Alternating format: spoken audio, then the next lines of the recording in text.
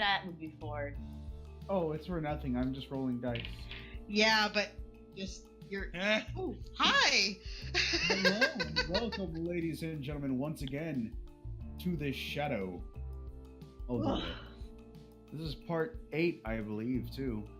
Hi everyone. It's great to see you. So tonight we have with us, as always, our crew. If they want to introduce themselves, that's fine.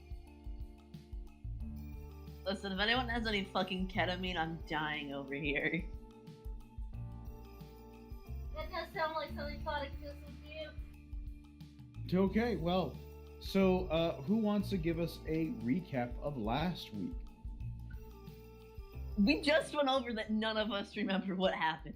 I'm a mage pod, a fucker. In the nuts. I remember that. And there was some lesbian stuff going on with Darmeath. Very soft lesbian stuff with Darmeath and Lady Gloriana. Sorry. So I mildly remember, I think Steven got yelled at. Steven? No, Steven had a breakdown after receiving positive interaction. Oh, and he couldn't take it. Yeah, he cried. Yeah. I remember that as him being yelled at. I like how that almost sounded like you were going to say, yeah, he cried like a bitch.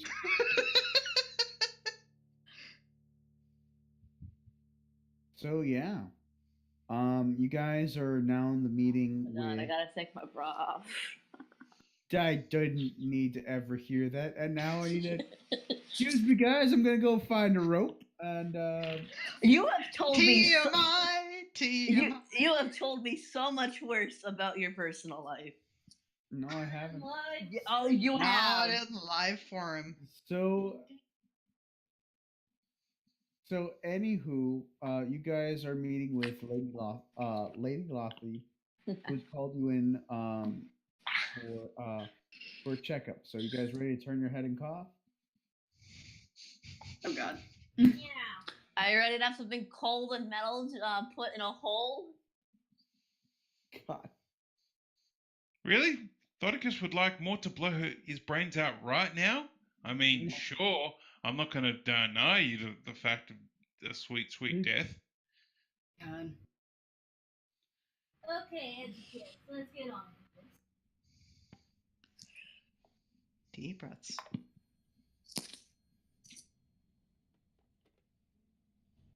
Oh, no, that's not the right song. Hey. I'm totally good at this.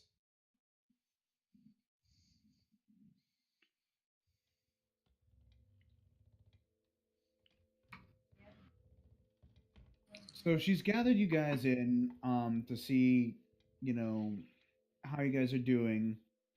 You see her, she's kind of enjoying herself a little bit. She has chairs and stuff ready for you guys, and there's fresh coffee for everyone.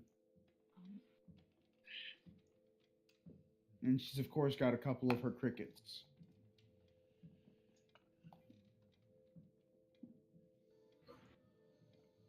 Yeah. How is everyone doing?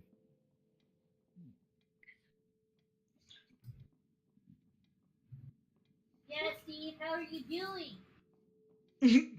I have been better. My companions are silent. I suppose that can only mean one thing. I am being elected as leader here. And as leader, I shall say you will all worship the Master, for she is your only salvation. I had Master a vision. poses cat-like in a way that suggests that she truly is your Lord and Savior. Sid glares at Master. Over my dead body.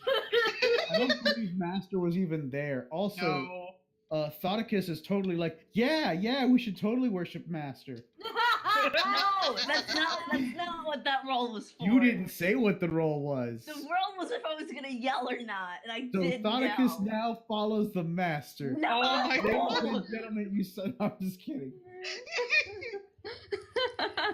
So Darmeath just kind of steps forward not dismissing what Steve said, but not really not really acknowledging it, and just I had a vision. Okay, so I'm imagining that like Mort is trying to intimidate everyone, all the while he's got like a coffee mustache. No, it's not even that. He's just scowling at Steven, but he's too tired for this shit. He's too tired to even be scary. Oh, Oh, Go my ahead and God. roll a will save for Steve. We'll say for Steve? Okay. Mhm. Let's see. Because he's probably going to do absolutely horrible. Oh. He looks at you and goes, "Listen, I have seen too much of you to be intimidated by you. You are fun and friendly, and people like you."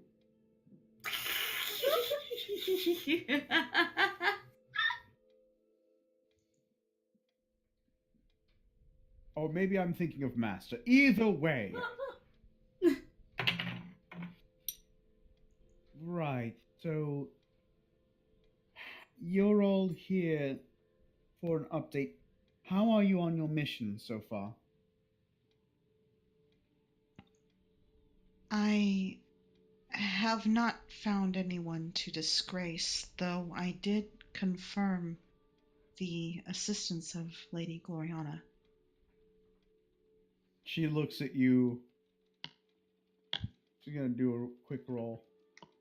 Uh-oh. Oh, that's wonderful. I'm glad to see that you're caught up. Yes, she's one of my people actually. It's good to see that you're getting along with her. I'm sure you guys will be fast friends. And nothing else. Oh shit, did she say that? No, no. Can goes you like, "You guys will be feel fast the friends." love tonight? You know, it's funny. She's been. I fucked this up. It's funny. She's been feeling so lonely. I really think that the companionship will be. Yes, companionship. Darmy kind of stumbles slightly, but just tries to kind of catch herself a little bit. And I guess I'm gonna have to roll a charisma, love. What am I rolling on that one? It's charisma. Yeah, I mean, Let's see how this goes. Roll a knowledge local check. Oh, See how you do. shoot. I think it went pretty well. Damn. right. And I understand. So, as for the rest of you, how are your missions going? Well, mine went well. I've actually successfully completed mine, but now I have kind of a very important task. You see, I was told by the kind man in a wheelchair that I must protect the princess. Ah, yes, Centimus. He's very sentimental. Yes, he does want you to protect the princess, but I may have other duties for you first. You'll find that the princess is quite capable, and we have other things to take care of. That may be so, but one possible attempt on her life was made earlier tonight. Are you sure that it was meant for her? How do we know that it wasn't meant for any of the numerous nobles? That I know of, she has no allergic reaction to bees. It's a good question, actually. Does anyone want to roll a knowledge check for that? Sure. You guys can Knowledge roll what? knowledge history or knowledge nature. I'm sorry, not knowledge nature. Knowledge history or knowledge nobility. Thoticus knows that bees are a thing and that they're annoying. Hang on, I'm rolling knowledge history here. Give me a second. 2 8. No, wait. Woohoo! Nice. Thoticus knows that nobility exists and it's annoying.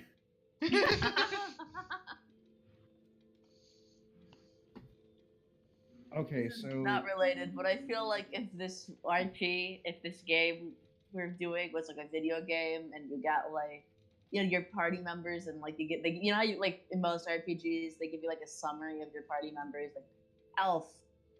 Shira is she's an elf and she fights and she's good at it and she has to go protect her dad or whatever. Yeah. I feel like Thoticus would just be like a short description of like the texture of his meat and like the ways in which it may be cultivated. Oh my god. So, Darmeeth, you know from history that there are actually multiple targets that, and actually, Sid and Crow know about the same amount. You just know more of who actually would have had a violent reaction. Um, you know that at least 7 or 8 of the nobles uh, would likely have perished, and more would have had severe allergic reactions. A lot of them are older, and some of them are. Basically, you guys just stopped an international incident. You also know that if any of these people die, there's kind of a chance that a civil war could break out. No pressure. Yes, it's unfortunate. Taldor has become a state of extreme tension. Anything that breaks that tension may disrupt things in an unhealthy fashion. And given our situation currently, we don't need to push the envelope any more than it already is. However, I do need you to complete your mission, Darmeeth, if possible. If not, I also have a mission for one of you. It may actually take more than one of you. You may have to work together on it. I'll do it.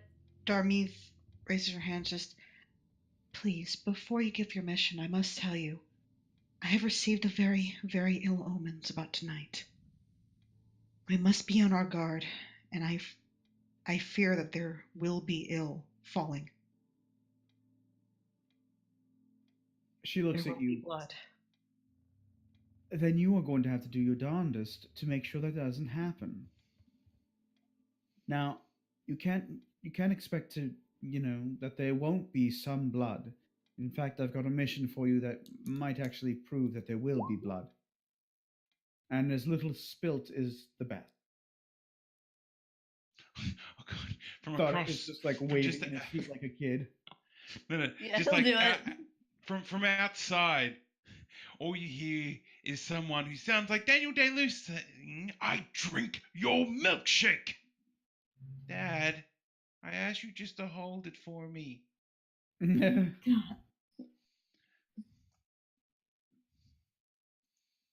So, let me see. What I would need is, well, dinner will be starting soon. And I need someone to do me a favor. They're going to be presenting a wine. It's a very special wine. I don't need you to poison the guests, but I need you to taint it so that it's, well, gross. The grosser the better.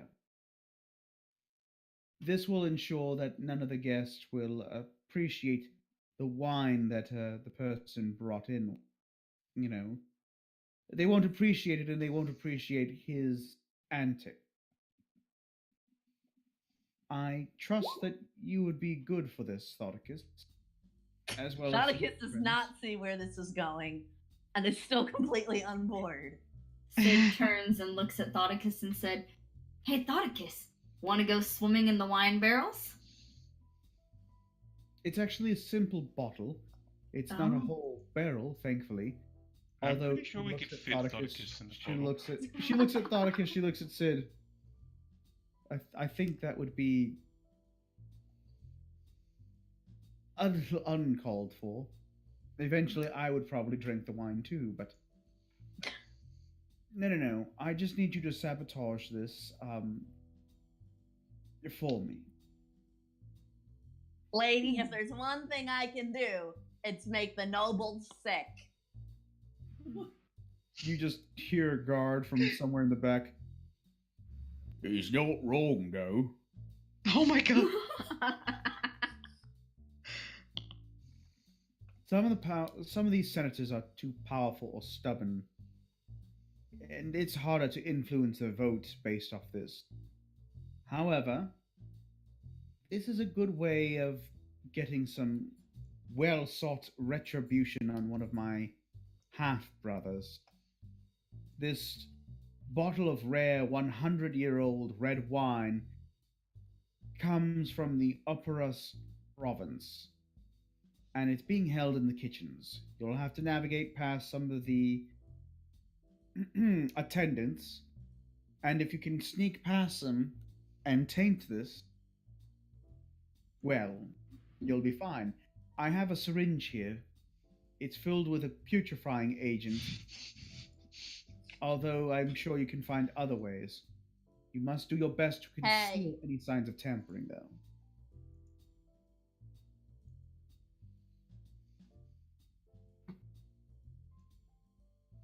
Yeah, he's on board. Do you want any assistance on this? Ooh, I would have to do a roll for that one. What do you want me to roll, Doom? I'm thinking wisdom, intelligence. Ooh, wisdom might be a good roll actually to do here. Okay. Or as far as choosing a party member. Honestly, it's up to you. You don't have to roll for everything. I know I don't, but it's fun.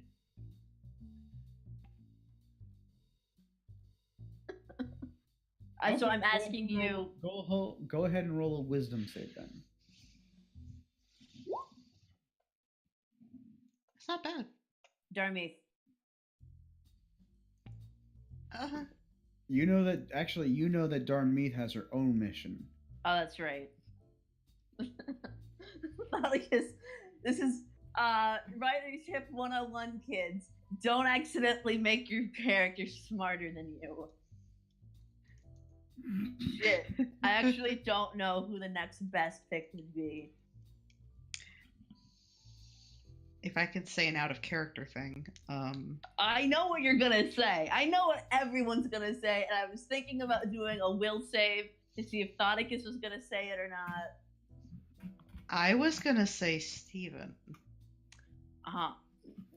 Steven, I feel like would actually be the worst choice. I would disagree, but okay. Out of character. Well, so far, Steven's very powerful. But so far, Steven has been very bad at blending in and has only been good at drawing attention to himself inadvertently, when Thoticus has been very good at drawing attention to himself at opportune moments and avoiding attention at opportune moments. But he can also create distractions pretty subtly. That's one key that might help you. That's how you're able to deal with items. As much as it pains me to say this. I know that Steve is your favorite character, and so is Master, so yes. Out of character, Steve has been growing on me a lot. Yeah, I agree. But in character... No one exists in a vacuum. Exactly. Thoticus, sighs, really loudly, he throws his head back. Because, his neck's pretty thin. Steve, do you want to do this? Only if you really want me to go. I mean... Don't say it like that. You should really ask politely if you want him to go with you. Say pretty please. Roll an intimidation check. No, we don't need to roll intimidation because there's no number that wouldn't pass. No, oh yeah, no, yep. You could have rolled it. You could have rolled yeah. Crow, you could have rolled a 0. And Thoticus would have still said it.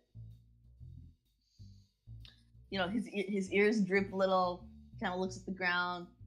Jeeve, would you, like, he gulps a little bit. Would you come and do this mission to help me? Pretty please. Absolutely. You have my full support.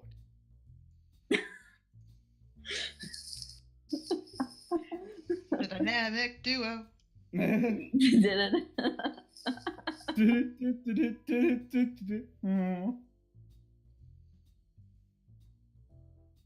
Now, we've already swayed a great number of people, but I still have to maintain that somehow. I would like for you, Mort, to meet with Baron Nicholas Okara. He isn't a senator, but he's generally popular, and his war record speaks for himself. He is a very influential figure, one whose reputation has helped sway a number of others for a more neutral vote. If you can sway him into supporting the princess, others will likely join his cause. You'll have to be careful, though. He can be a little prickly. More just like slowly turns his head to Sid and Darmeath.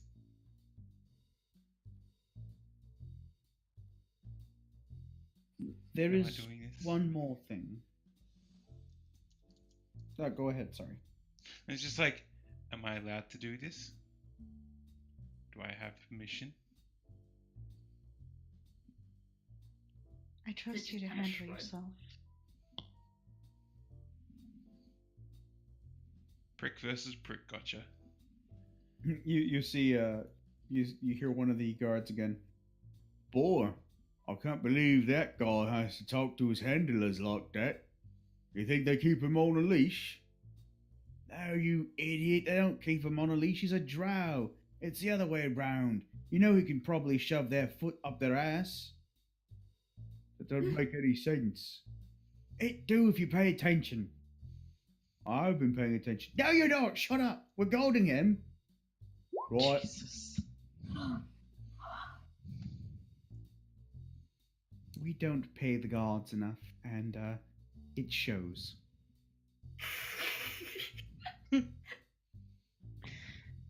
Now, I didn't just ask you here to look over your shoulders, but there is a young woman here. I believe your friend Thoticus has met her. She's an absolute charmer of a person. I can't tell you how much I love her. She's like a sister to me, and I can't wait for nothing but goodness and health to fall upon her.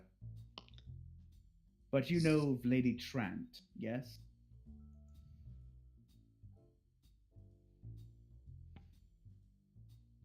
Out of character, she was the racist person. The Karen? She used the, Karen. yes. Oh my gosh! I really thought we were talking about the other lady for a second. No. We're talking about the absolute Karen of a woman. Does Thoticus remember her?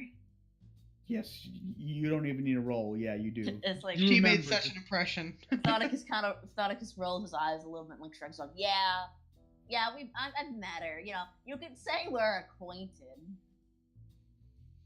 I understand your feelings. Trust me.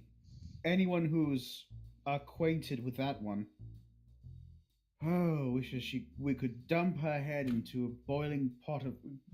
That's unpolite, and I shouldn't say that about someone who is the daughter of a senator. But still, she is a belligerent, narcissistic ass, and a bully as well. And if she's here, it's likely that she wants to intimidate one of the more junior senators into backing her father. If one of more of you could keep an eye on her and quietly intercede, should she try, I would be quite grateful. I seem to be free, myself or Sid. Well, you still have to complete a mission. It seems that you were sidetracked, if I may. I know she's good company and she's a good laugh, but duty comes first, before friendship. And nothing else. Is that the subtext she's hearing? Yeah, Lady Immortella is completely oblivious to the fact that her friend is a lesbian. Gotcha. Okay. That's what the role I made for her, which is So he rolled a 4, just so you guys know. Oh God. So it's just like, that's a little awkward. She's making friends. see what I can do. Excellent. So I believe that leaves you, Sid. Yes. I just imagine, like I just heard someone sucking on a straw, and I just imagined, like, it's Sid just sitting there, just drinking from a straw in a cup. Okay. So you want me to follow this Lady Trent around and make sure she doesn't intimidate anyone? Yes. And she can be quite. She can be quite a nuisance, so keep an eye out. I will check with you all sometime, perhaps,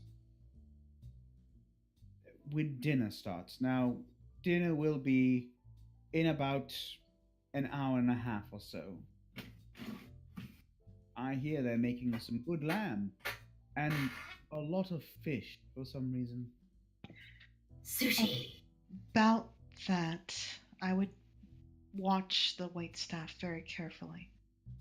We have reason to believe that they Have been stealing. Oh. No. Oh. We believe that they are cultists. Roll persuasion. Sure.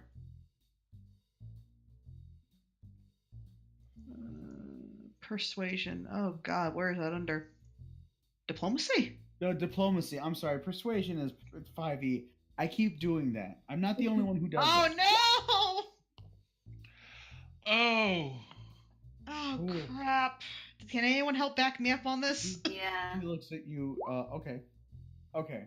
Look, miss. There's something fishy going on here.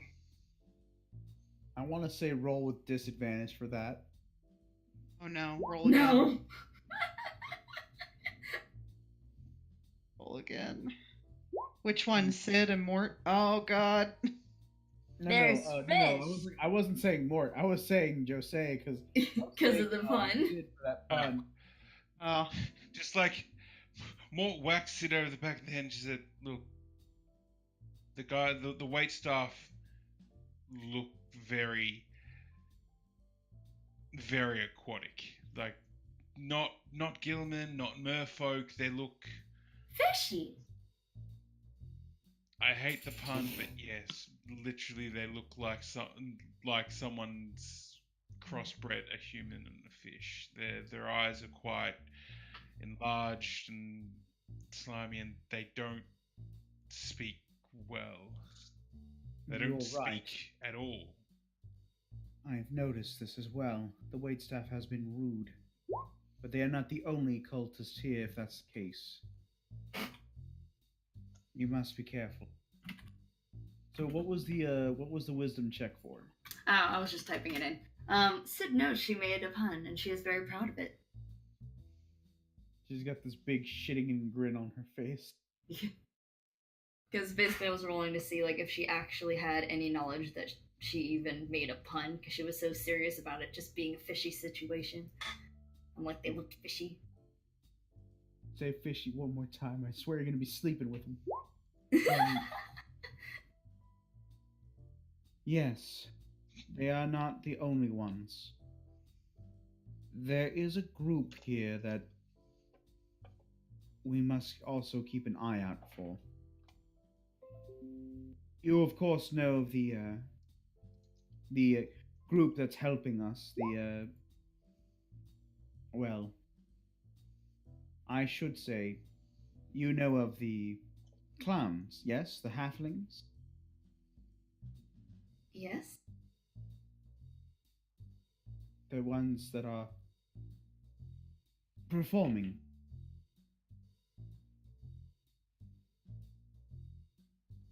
It is my belief that they have some ties to something, and I'm not sure what.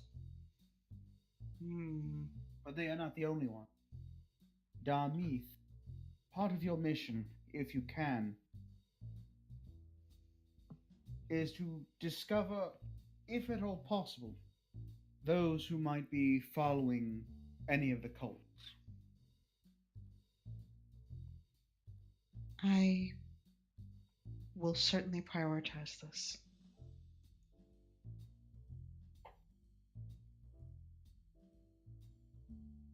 I thank you for that.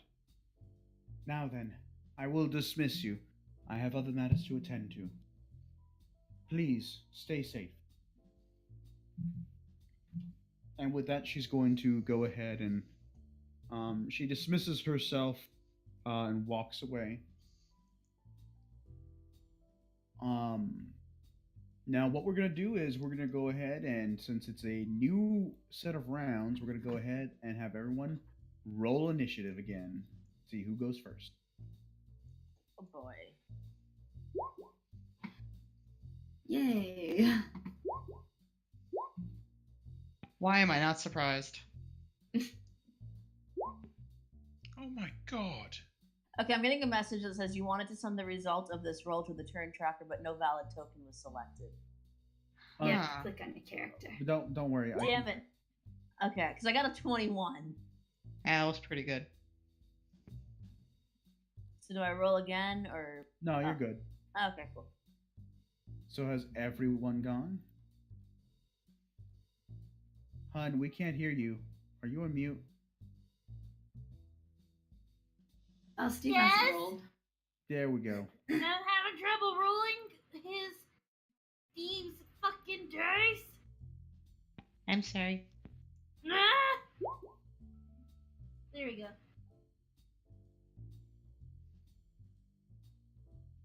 All right. So we're gonna start these shenanigans with Thoticus.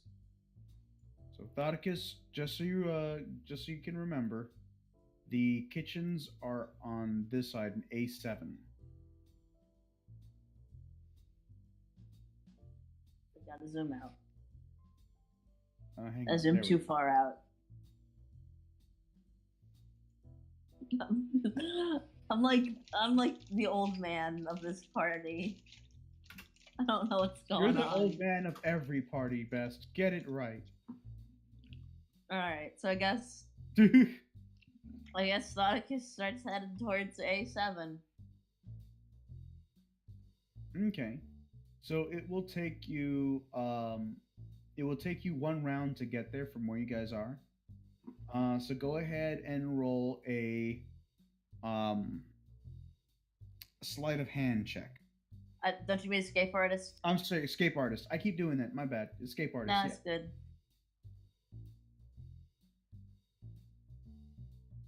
Where's escape artist? Where'd it go? There it is. It's up here with fly. Holy shit! Like a graceful your fucking rolls tonight. Man. Wow. So I have really high dexterity. yeah, you are just waltzing through. It is like, you ever seen one of those cartoons where the character comes to the big city for the first time and is just walking around giving people like the thumbs up and like, you know, And the little hat tilts and all that. yeah. You know, maybe Thoticus gets to like look up his skirt or two. Like, I don't know. Oh my god. It's the 30s. Anything could happen to a cartoon rat. And like everyone is, you know, is mindful of you, but they're not like shocked by you. Although one man kind of says aloud, "Is that a rat in spats?" Oh my god. So where do you want me to put my token? You will be right over here. Cool. I guess that's my turn. That is your turn, and now we go to the master. Uh-huh. So So, can I go back to where the clowns were?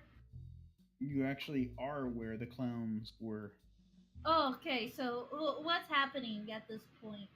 Because I've mage pawed one of the performers in the nuts.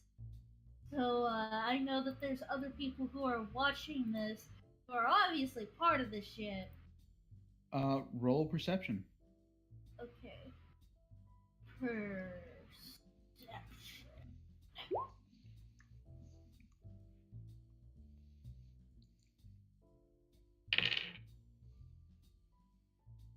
You see, you see three of the halflings kind of helping the guy move out, and you actually see one of them um, put on a mask.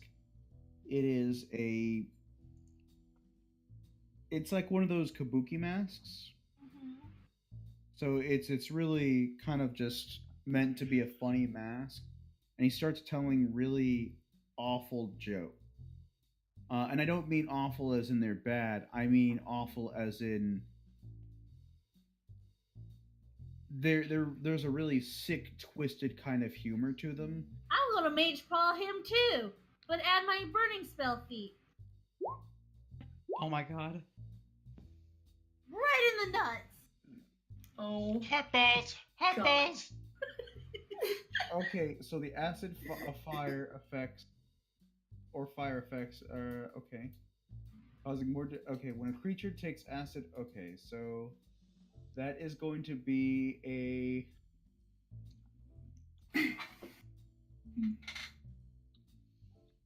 There's save. It just goes off.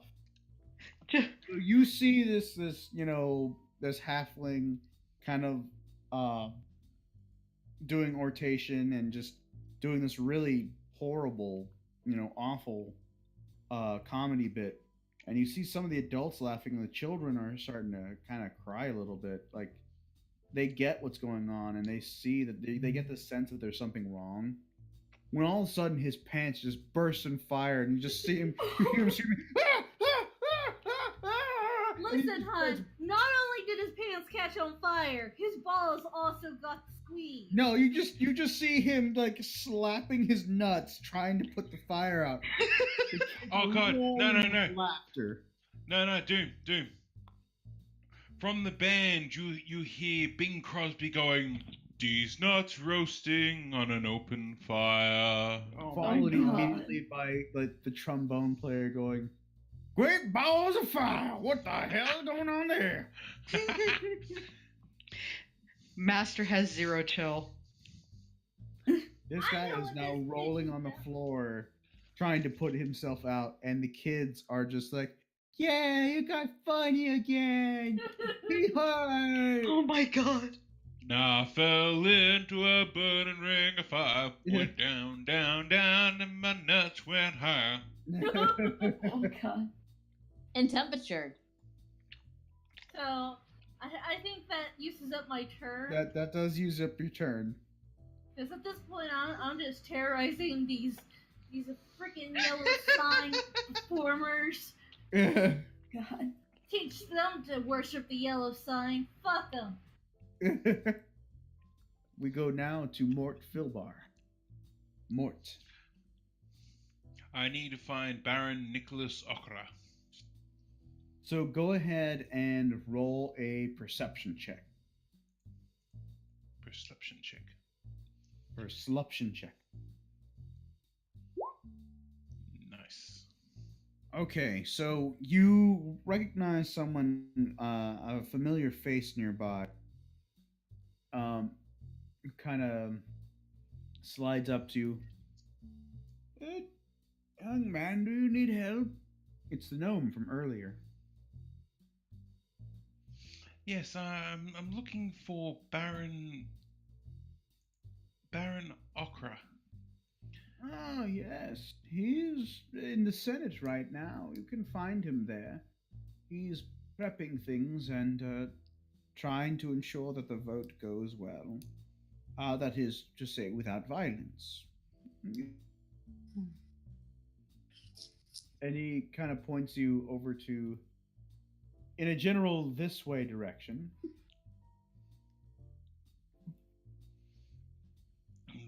Thank you, sir.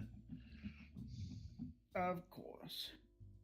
I say, whatever happened to your fancy friend with the spat? I think he wandered off somewhere. Hopefully, he's having a good time. Smash cut to, Thoticus sneaking around and just like scaring the bejesus out of somebody. Smash cut to Thoticus. Smash cut to Steve, like desperately trying to pull Thoticus like out of a mousetrap. Oh god. Why did you go face first? Hold on. Hold on. God, I'm trying not to knock my mic over. All I wanted was the cheese. Oh my They god. have them on crackers. Smash cut back over to Mort. Yeah, hopefully she's having a good time. Right. Well, you stay safe, young man. Oh, and one more thing. He pulls out a small token, and he hands it to you. If you could, give this to the Baron for me.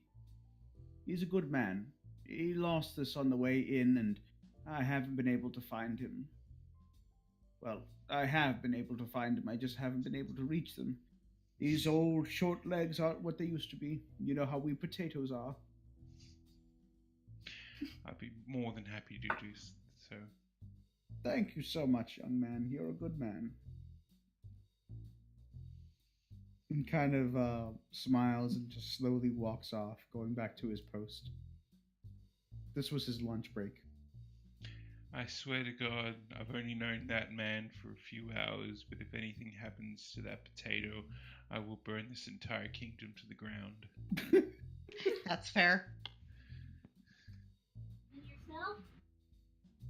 I will burn, and then I will burn myself. Okay. Yes. So, what do you want to do from here? You got one more action.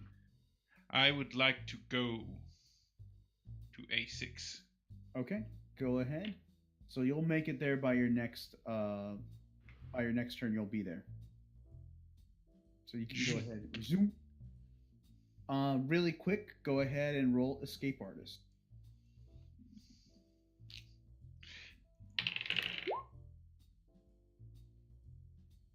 So as you're traveling, you bump into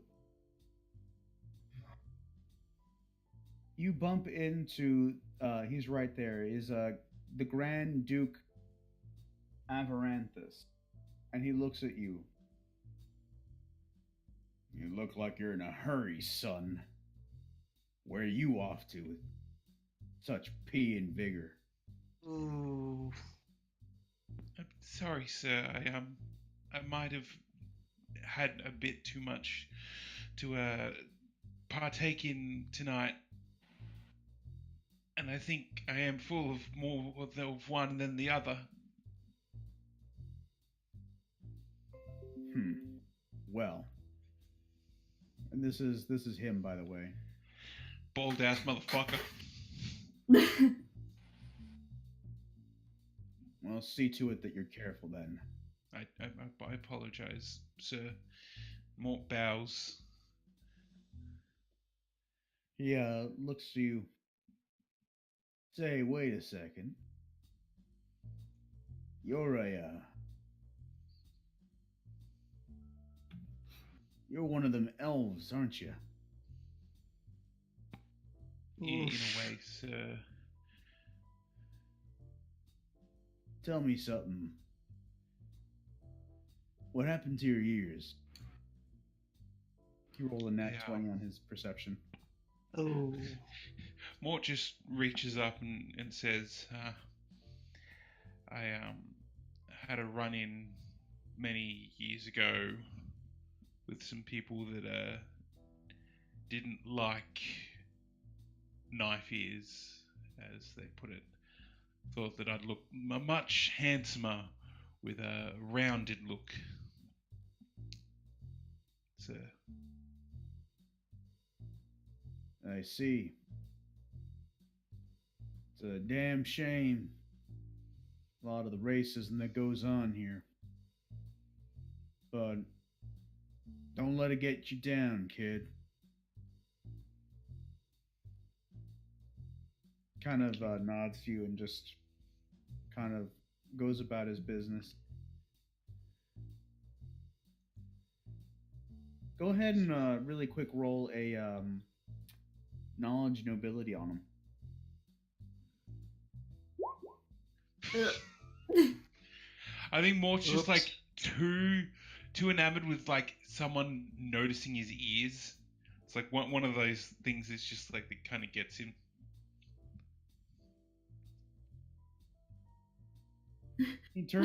Before he turns back, he goes, "No, one thing people don't give elves and drow credit for is the magical ability. They're just so much more natural with it than we are. You know, it's one of those things that I admire about your people.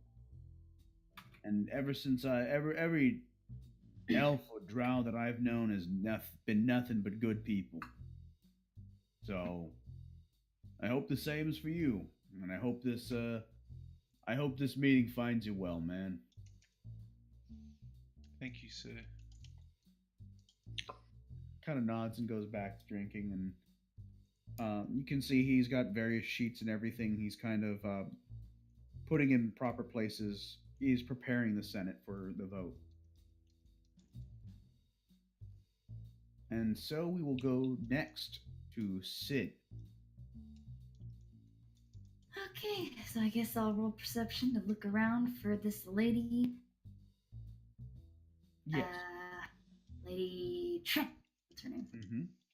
I had to think about what her name was. You look around and you're just like, if I were a bitch, where would I be? Man, this is hard. I can't do this. Dodicus, your last name's Bitch Legs.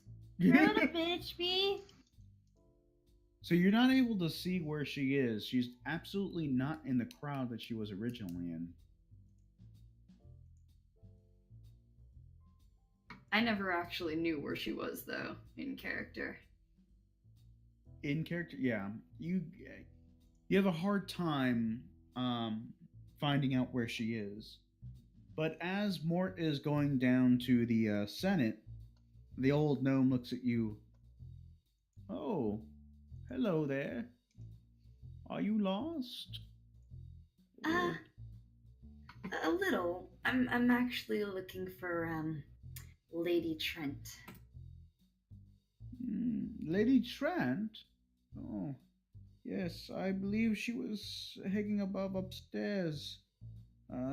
I saw her with a young man. I presumed that they were going for some, well, private time. But I'm sure it's nothing. But she's up there. Was there something you needed from her? She understands. Nothing that can't wait till after that. Maybe she'll be in a better mood. Perhaps. But he looks around and says, "I don't think that they're going to have a friendly conversation, my dear. Perhaps it'd be best if you check in on them. Because someone who goes for fun goes alone and doesn't take a posse with them." Oh. Wait.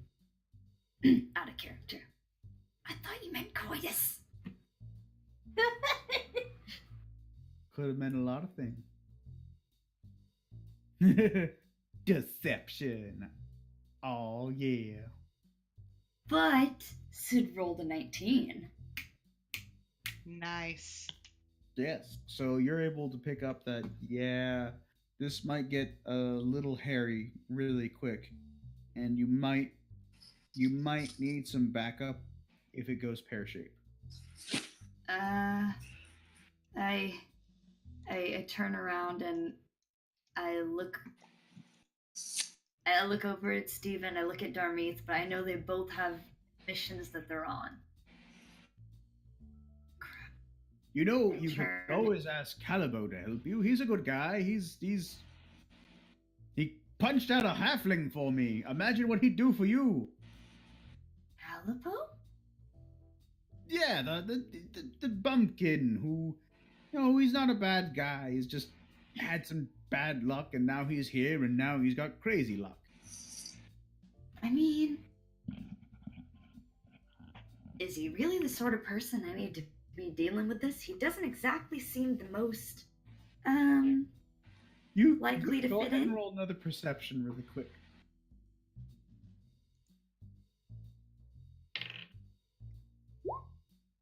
Yeah, you hear Calibo, kind of whooping. Woo! Look at this halfling I done knocked out. Woo! Yeah, I don't think I want to take him upstairs where a lot of nobles are probably gathering. Sounds like a bad idea. Well, who knows? There's all kinds of things that could happen. Maybe you can just intimidate her. I mean, he looks around. If you draw your weapon, you shouldn't do that, by the way. But if you have to, it might be enough to dissuade them. If it's not, you've got a weapon and they don't. So sucks to be them. That is true. Besides, you've shown more than on occasion that you are capable with a sword. Oh wait, no, I'm thinking of your friend with the gun. You'll be fine, I'm sure. You're a strong person. You are a... He kind of slumps his shoulders. You're a good person. From across through the hole, all you hear is "Ha!" Sid puts her hand on Steven's shoulder and says, you can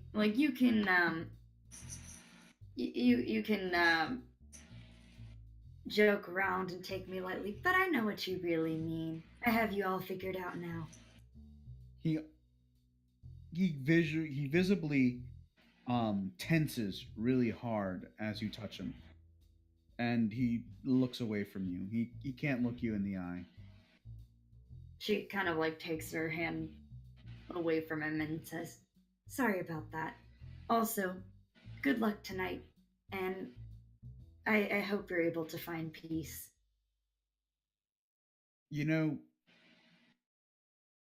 I grew up an orphan. I've never known a hug. Before anyone that I could consider love, I was found by a group. And after that, I decided to join a medical college, but then other things got in the way. Your friends have given me a sense of purpose and direction, a purpose and direction I've never had before. Not even the Master has given me that. Well, the Master has given me that, don't get me wrong, but it's as if that focus is becoming clearer. The reason I had the reaction I did is primarily because, well, I've never felt that genuine care from a human being before.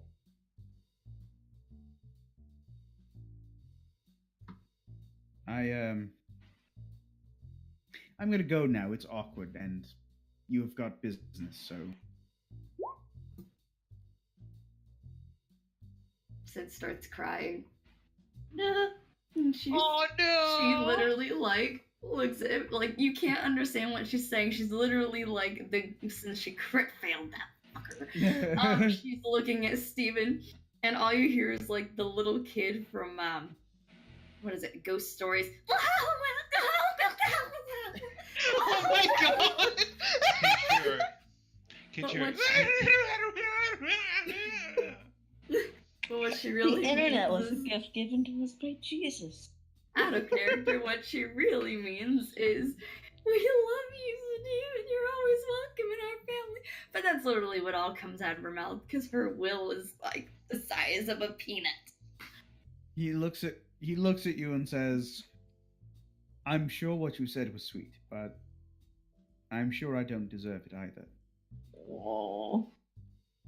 Sid Blag still like shakes her head crying and goes, no! There's more to Oh. it than you know, and at some point I will have to tell the group. But for now, he looks to Darmeath. He looks back at you. We have our missions. Sid kind of like sniffles a little bit. And then she straightens up and she says, listen, buddy, just before I leave, I want to tell you, I come from hell. It's a place where people are judged by their sins. And you know what? There is redemption. And then from the back, you hear the one, like, girl from Ghost Stories. Praise Jesus. Oh god. Sorry, I had to put that. Now that I'm making Ghost Stories references. Hey, so did Mort Philbar as your Lord and Savior? Fuck no. Anyways. No, but she says there is redemption. Any sin that you may have committed, you can make up for it. And she kind of like walks off. She doesn't know where she's going, but she walks off. Like, where am I supposed to go? She said upstairs. Taps you on the shoulder as you're walking away. It's that way, and he points over this way. Oh, hang on. Which way? I meant to go there. I'm walking away. Oh my god. And now Steve's gonna go ahead and take a turn. He looks at Darmeath before he leaves. You've got good friends. Thank you, but please, before you leave, moment of your time. Have you discovered anyone that you would suspect having ties? Ties? Well, I mean, what kind No. of ties? Oh, You know what I mean. go ahead and roll a wisdom check for him, hon. Okay, let's do this. Wisdom. I want to see if he derps. Nope. Oh wait, no, it hasn't rolled yet. I haven't rolled yet. Give me a minute. I was looking at Here we Sid. go. Oh Okay. god. He derped too. I believe I have some incline to. Have you encountered anyone or seen anything that would indicate someone with cult ties? Do you mean the noble people? Noble Certainly, people. we've all agreed that yes, the halflings are up to something. I believe they're involved with he who must not be named, and I believe. Listen, y'all motherfuckers. Okay. My dad? Everyone gets to play. Trust Martin. Candle Jack. You just dropped out. Oh my god. That's the one with the unspeakable name. We know that the fish people probably come from Dagon, and, well, quite frankly, I'm pretty sure Mort is just salty. I'm not concerned about Mort. I'm concerned about any nobles. One trick you can use is you can always try whispering in their ear. He kind of looks around. Ya Fatagan. To most nobles it will mean nothing, but to those in the know, they will return. with something of equal or less value. She gives a nod in understanding. Be careful, please. But careful's my middle name. As he like stumbles and like hits a nearby vase. I'm surprised he didn't trip over the same half. Darmeeth sprints and helps right it before it can fall. I meant to do that. It was for dramatic emphasis. And as she had to sprint, the veil kind of caught up, and so it's actually kind of caught up a bit in her hair, so it's showing part of her face. As she kind of looks at him, and he can actually see that there's a slight exasperated look in her eyes.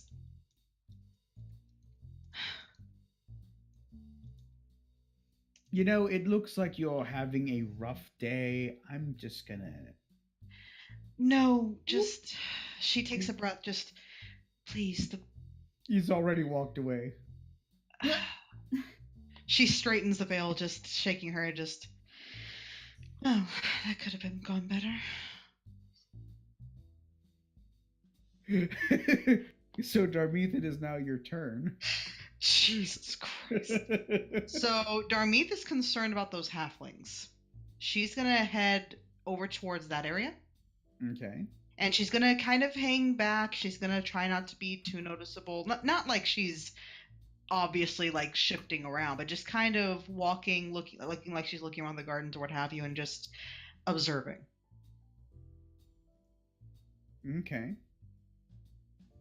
I almost feel like someone should be like, "Oh, that woman's being suspicious." Oh my god. What do I have about to say? So, am I in about the right area? Yes, where Master is. And you see a halfling rolling around, beating his crotch as his crotch is on fire, just yelping in pain. And you see She children looks giggling. Yeah, she looks confused. One of them Sorry. is, like high pitched scream, rolling on the ground, just holding their crotch. The other one's on fire, holding their crotch. Right. And Darmeeth is going to look around. First of all, she's going to look and see if she recognizes anyone, her party or anyone she knows. Okay. You Yeah. actually recognize, of course, you see the Master kind of slithering around and doing the that master kind of things. rings alarm bells in her head a little bit. It's like, oh, hmm. So, anything else? You do recognize, you actually recognize the Countess Octavia Nicodemus. She is the old woman, and you know her because she is actually the occult lore leader of the town. Really? Yes. Well, how does she appear right now? She's wearing dark clothes. Her eyes are fogged over. She's blind. She's carrying a small cane. Mm-hmm. And you see her kind of laughing out loud at the sound of a halfling just screeching in agony after the jokes that he was telling. So Darmeeth is going to head over towards, like, is there anyone other, like, who's around her right now? Right now you also you don't know these people per se. Actually, know what? No, roll me knowledge nobility. Sure thing.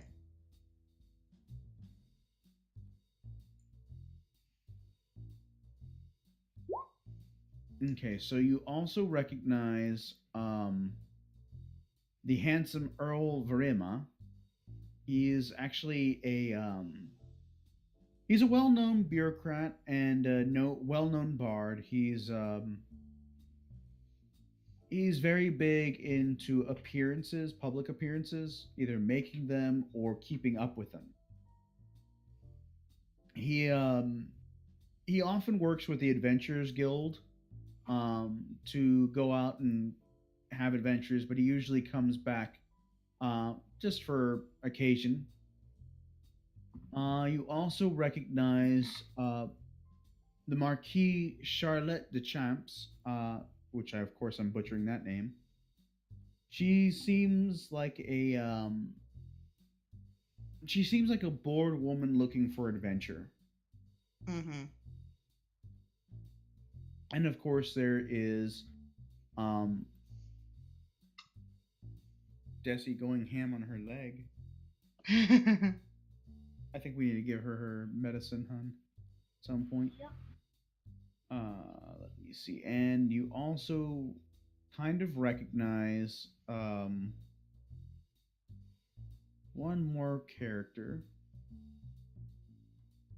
Just a second, I have to pull it up because not here.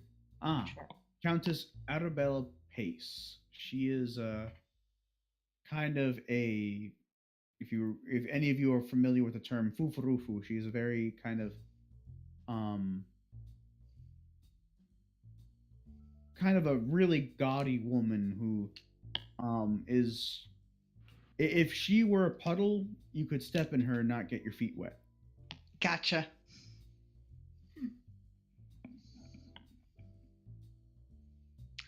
Okay, so Darmeeth is going to kind of make her way over to that group.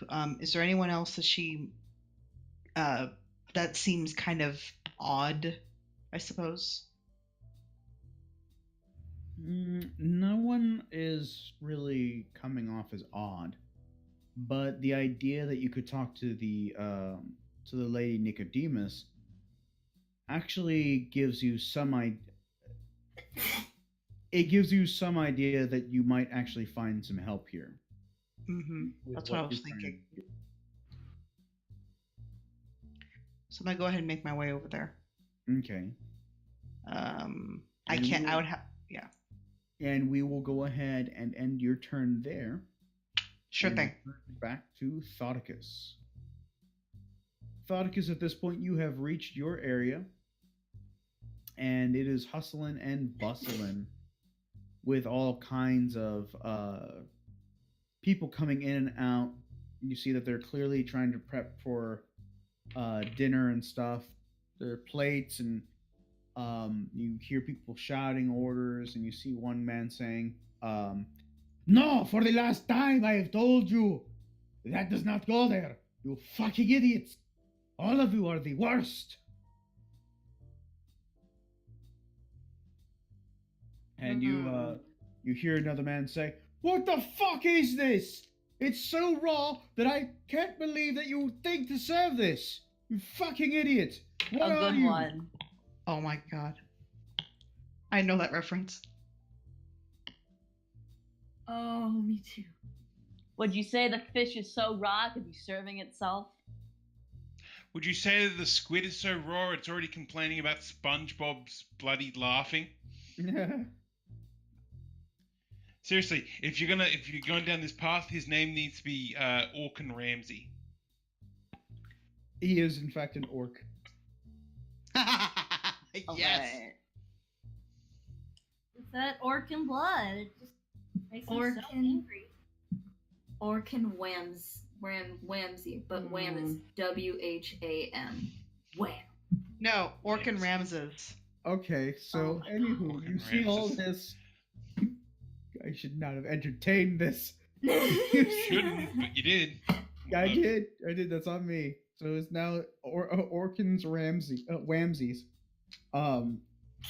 You see these people hustling and bustling. You hear a lot of shouting and whatnot. And go ahead and roll a perception check. Alright. That thing Exotics has been so good at this whole game. Oh yeah. So you actually see where they keep the wines. It's actually right off to the center over here, but it's so busy, and you can see like there's a group of waiters and servers hanging around the area, each grabbing and collecting bottles, and they're all going out throughout the halls, offering champagne and wine to the people. I But just you came know- up with a really bad plan on a character. I don't think I'm gonna do it. Oh no! But you can tell that this is where the items will be. Mhm. This will probably be where the item is being held.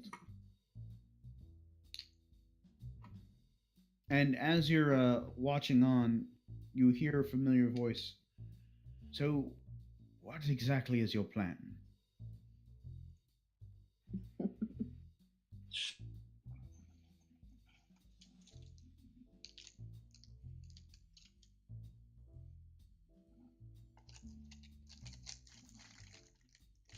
He's just kind of looking at you, just kind of staring. Oh, well, I failed that roll. Okay. You know what? Ah, shit. No, I got it. I got the dumb idea. You gotta let me do it, Sam. Okay. You gotta let me say it. You don't have to let Steve go through with it, but you gotta let me say it for myself. Okay. All right, Steve. These kitchen people, like my rats have been coming and going for kitchens for millennial. I'm not doing the right Thoticus voice. I know. I'm losing it a little bit. I'm a little bit tired tonight. Okay. Rats have been coming and going through these kitchens for millennia. So what you're gonna do, that means you got all these hoity-toity rich people. You're gonna stand over there, or I can't click on the screen. Anyway, Thoticus is like pointing in the opposite direction of the wine cellar. So like And over you're here. you're gonna scream about how you saw a rat, and I'm gonna go in the other direction when everyone's over there. He's gonna roll an intelligence check really quick. Okay, so I need to roll intelligence. Or I you rolled got it okay. for He you. did it. Wow. Okay, so, huh? I just said wow. Oh yeah. Okay, there's a problem with that. So if you're over there, I'm over here screaming about a rat. Who's going after the bottle? You're the one with the the thing, the pointy needly thing that goes into the bottle. No. See, you're over there yelling about the rat. So everyone's gonna go over there and look for the rat. And I'm gonna go into the wine cellar. Thoticus, I don't mean to undercut your leadership here, but it seems like a really bad plan. Alright, what do you got? And he will tell you on his turn. Master, it is now your turn. You are currently fucking with halflings. In fairness, they're trying to summon fucking evil shit.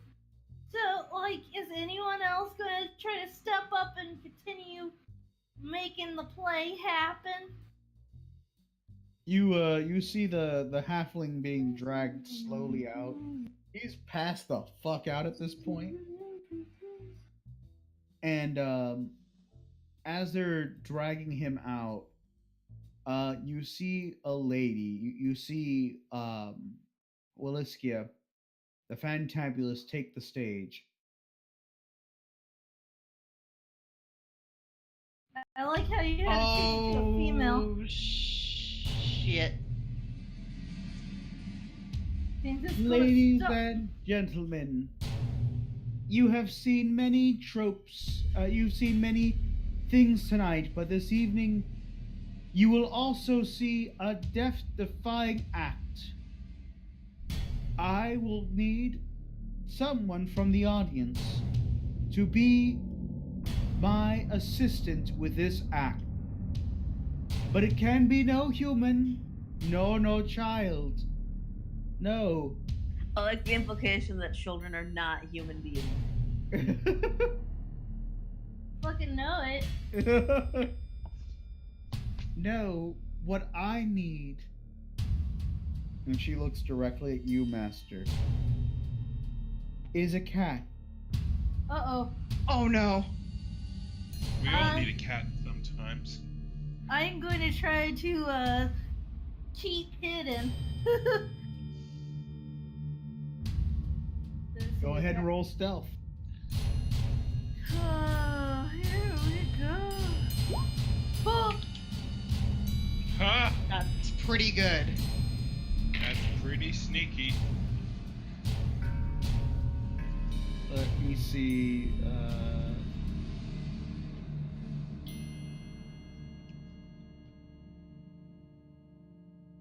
Doo-doo.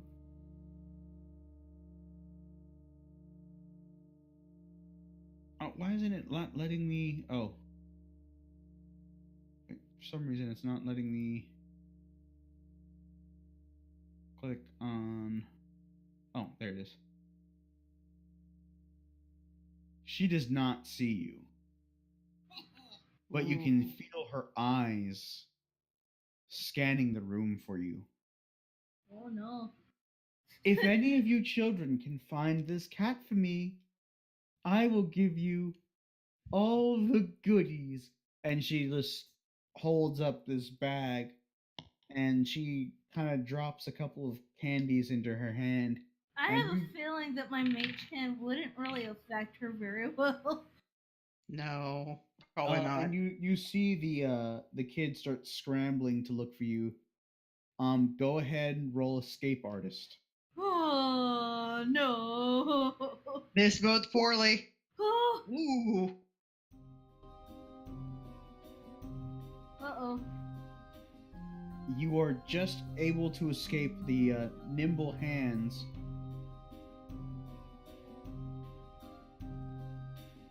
of a kind of rotund child. And he's just laughing. Oh, I almost got you. I'ma eat the Oh kid. my god! I'ma eat the kitty. I gotta eat the kitty. Nom nom. And you hear her say, well, if we can't get a cat, perhaps we can continue with our other endeavors. We have so many delightful things to show you, children.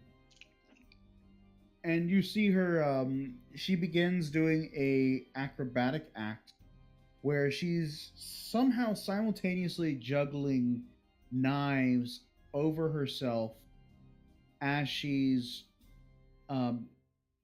like she throws a knife in the air and she starts doing an acrobatic kind of a not an acrobatic but almost like a gymnast thing where they twist their bodies and contort, and you see the knife land right in front of her right in front of her face, just close enough, but she's completely safe.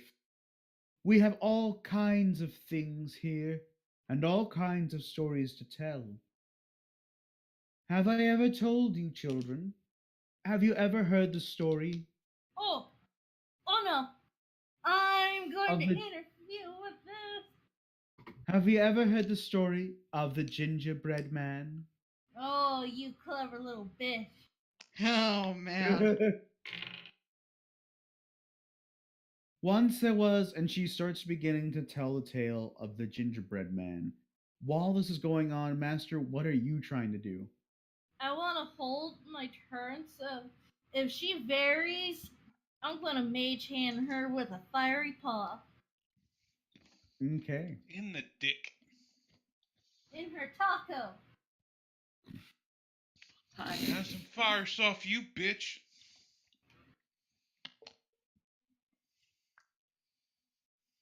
Kick her in the Del Taco. So while that's going on, Mort, it is now your turn.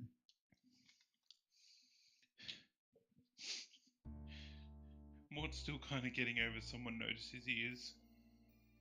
Aw. Right, get back into the game.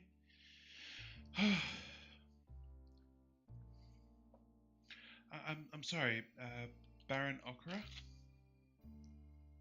You see him kind of stop what he's doing. Yeah. Yes, that's me. What can I help you with? I've been asked to return something to you. The gnome at the front gate found this and said that it belonged to you. And he hands over the medallion. He looks at it. Oh, thank you. I lost this medal some time ago.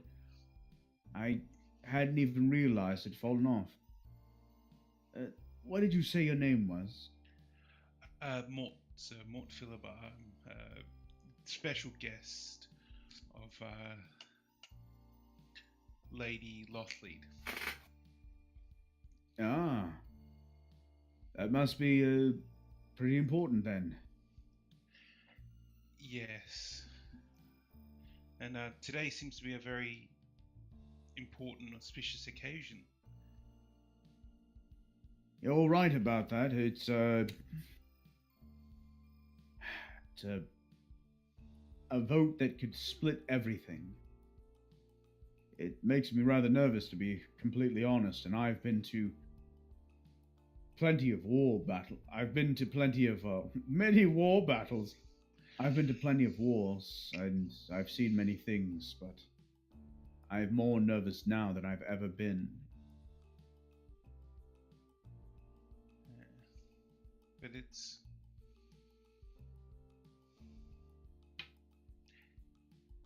must be hard to choose, to make a decision like this. Thankfully, it is not my decision to make. As you look at this man, he's a huge guy. He's taller than you. He actually stands a head taller than everyone in the crowd. You see flecks of white in his beard. And he retains somehow a youthful but tired smile. And I don't know if I've shown you guys what he looks like, so let me go ahead and pull him out.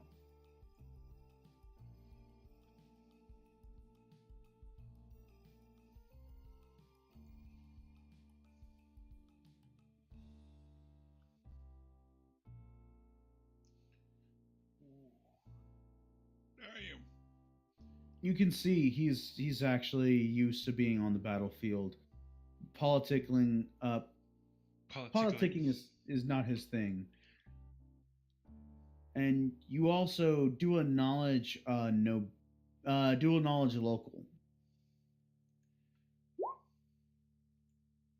Ooh, nice. He is a well-known celebrity. He has won countless tournaments. And he's also been known to be a stern but kind leader. He's been actually considered for the last 20 years or so now, um, the most celebrated hero of Taldor, because he's one of the chief defenders and he's very well known for his stances in law and order. He's not quite a paladin, but he's as close as the city has. He's never been one for pomp and circumstances. He's always been very humble, often secluding himself in the noble courts, um, sometimes debating with aspiring nobles for the importance of laws. Um,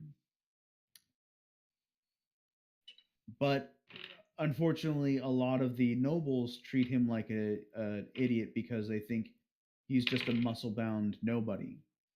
They don't take into account what he actually feels about what he knows about the people. If you don't mind me asking, my lord, but if you were given a vote today, how do you see? How do I see what exactly? Well, how do you see the future? What would you like to see from the future, I should say? Do you wish to see um do you wish to see the current ruler continue as he does, or would you like to see fresh blood with Eutropia? He looks at you. Um, Go ahead and roll diplomacy. He's gonna go ahead and roll a sense motive on you. He looks at you.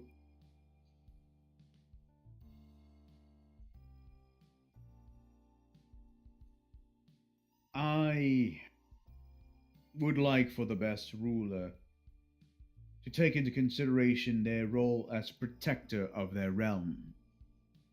and to ensure that the people are fed and taken care of. That is what I wish. And what of you, sir? What do you wish? To put it as plain and honest as I can, I'm I'm only a commoner, but from what I understand, the current ruler doesn't seem to he doesn't seem to care about the people. He wants to fight, and it's hurting everyone, not just his soldiers, not just his generals, but he's hurting his kingdom. Roll another diplomacy.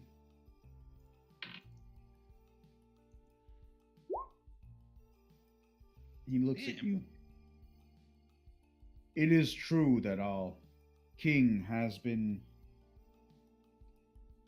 prince has been rather haughty lately. His movements have been somewhat erratic, you're correct. But still, the law is there and it exists for our well being. The changing of primogeniture is almost. It puts me at a loss. Do I defend the law and its traditions? Or do I support someone who may be a stronger candidate? And even if I do, won't the prince's actions endanger the stability of Taldian law? Who's to say next what law should we look at?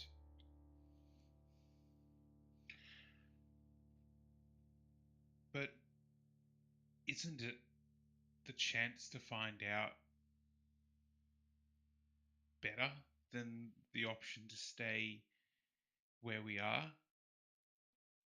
There is a chance that it will get worse. Yes, I understand that. That is what the world is. But there is also the chance that greater things may come of it. I do not know Utopia well, but it it could be better. It could hold more promise to try new blood. And yes, if things don't work out, then we can always get a new leader. But isn't progression better than staying in a dark past? He looks at you. My diplomacy's not working. No, I mean you got pretty high. Yeah, no, it's like, but like my base diplomacy is a 9, so it's one of my highest skills. Oh, but you're rolling kind of low, is what's. Yeah, I'm rolling like low. I'm just like, damn. Yeah, I But think it's you're just still doing well. yeah. Like if it was something like, you know, most of my knowledge checks.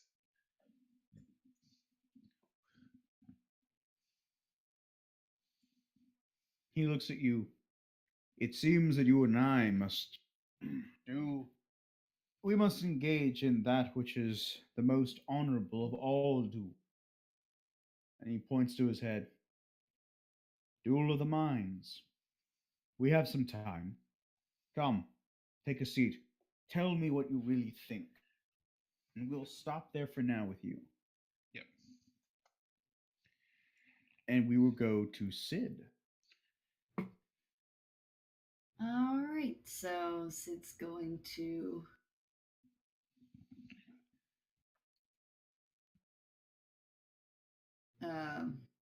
roll perception, I guess. Okay. All right, fine. That's good. Okay. So let me go ahead and get some mood music here. Oh, no.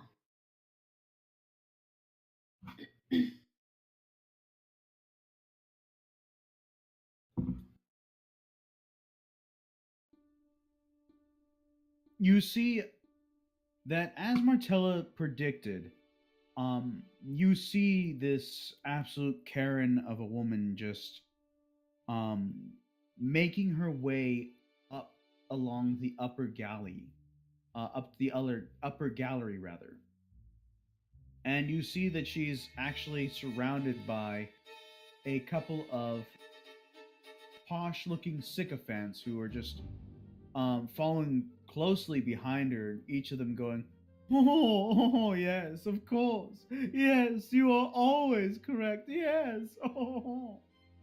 They're just sucking up to her so bad. And she goes, can you believe it? They allowed a rat into this glorious gala. Oh, how uncouth. Terrible, terrible. They are all just, blathering on. And you see another man kind of sitting there. Like, I don't think it's all that necessary for you to be so harsh on the Nufkin. This is an important thing for him. She looks at him dead in the eye, and she immediately grabs him by the scruff of his neck and says, oh, please. You don't want to tell me that you have some kind of love for these rats, do you? Oof. Who's Oh, that dude? You recognize him. He is just he's just a young senator who's been around. He's actually been fighting for Nufkin rights for a while now. He's a young human named Doe, and he grew up in the Narrows before becoming a senator. And it's actually well publicly known that it was because of the Nufkin that he was able to make a life for himself. But because they're constantly fighting against prejudice, he fights an uphill battle. Okay, so what I'm gonna do now is... God, where is it? Oh, there it is. I just can't read. Ah, that didn't work. Okay, so Sid pushes her way through the, what are the trio of people following her called again? They're the sycophants. Sycophants. She, like, pushes her way through, but, like, trips and kind of stumbles, but, like, picks herself back up and is like... Oh, God, I forgot her name. Lady... As you try to push past them, the Trent. sycophants, they almost like do that thing where they get closer together and become stronger, and they just look at you. Excuse me, what are you doing, you peasant? Sid gets bumped backwards. She kind of like groans that her flashy entrance didn't take hold. Oh, look. Now the other things are coming out to act like people. Is this another one of your fans? Ugh. Listen, fiend. You are not wanted here. Go back and crawl into whatever pit you came out of. Sid kind of like looks up and kind of smiles, and then like, but she's kind of visibly like shaking. So it's one of those kind of very, very nasty sort of smiles. And she looks up, stares directly at her, and kind of laughs and goes, oh, Lady Trent, how wonderful it is that you were able to come here tonight in order to see what real people actually look and sound like. Perhaps you should go and crawl back into your little hellhole where you came from. Yes, I, being a fiend, would know exactly what one looks like. Oh, yeah, it was your face. Oh, Scathing! Let's see.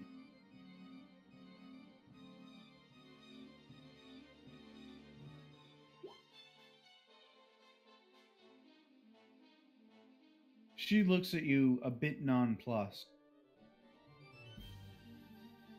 Actually, hang on. Where's the edit? Trying to make it so you guys can see her rolls. Give me just a second, guys. Also, I love this song, by the way. Oh yes, it's a very good song. It's one of my favorites. Dance Macabre. There has to be a way to let you guys see her rolls.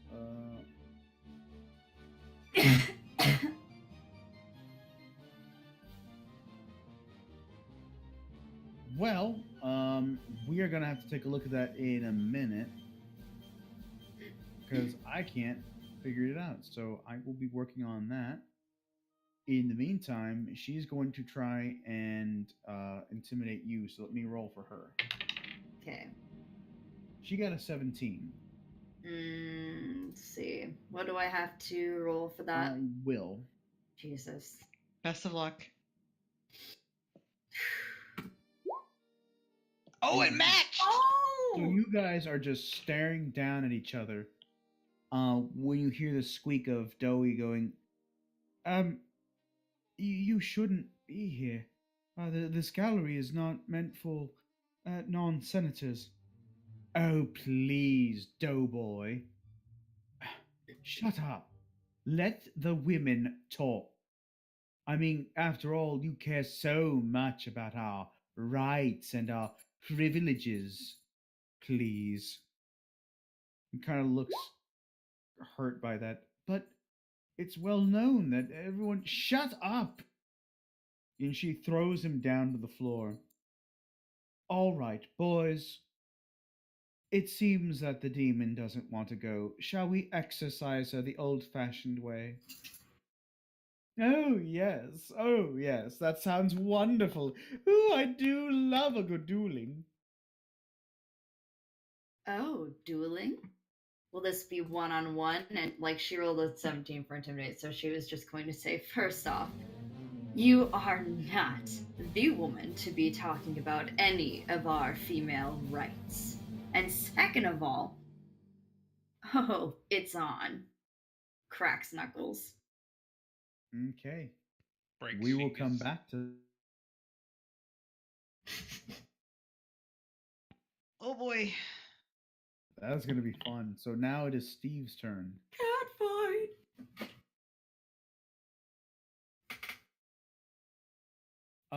Really quick. Let me answer.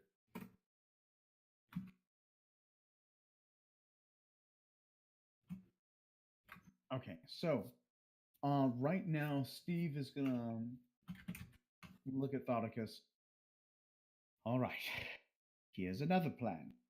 I cause a distraction with the wait staff, and in the chaos, you slip in, do your job. I see myself out, and then from there we book it.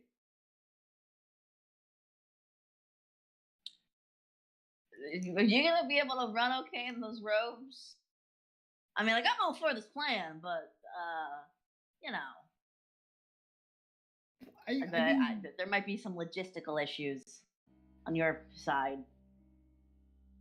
I mean, sure. I mean, it might slightly difficult, but it's not unheard. I've run in these before. Jenna just briefly thinks about the image of Steve in his robe, like booking it down the street, just charging, and he thinks about something else very quickly. Listen, I know what you're thinking, and yes, my legs are dashing, but still. I've done a lot of running in my day, so I mean, it would make sense that they're so toned and so supple. But all right, regardless, we gotta stop this. We gotta stop this, Steve. I'm gonna throw up in my mouth. I don't say anything about yours and your family and the things your father and your mom were just. Oh, I know Yeah, they're I mean, your gross. sister's name is Piss Hands. We don't. Yeah, I don't talk about it to people. Fine. Okay. Fair enough. I never had a family. I can't judge you. I mean, we can't choose who we were born to. That's how like he nods and kind of like respectfully, like it's like yeah, I hear you, buddy. So, all right. That- So we've got two plans. Let's just say that your plan is a backup plan. Right. So, question is, what shall we do first? I thought you were gonna make a distraction first. I've got an idea. But it's going to require a lot of dancing. Spartacus, you'll like- want to look away for this. Oh no! He's gonna waltz right into the kitchen. Hun, Oh no. you know which one I want to use. Is it a charm person? What is his other, what is his bloodline? Oh, let's see. Let me see which one you. Is it animalistic lure? Yep. Oh no. Oh my gosh. Is he about to river dance? So he's gonna walk in and he finds the head chef who's just looking at him. What the what are you doing here? And he's gonna just put his hand on his shoulder and just go, hey.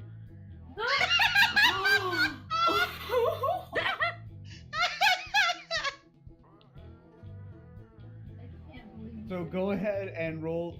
It's gonna be a melee touch attack as a standard action. Okay, melee touch attack.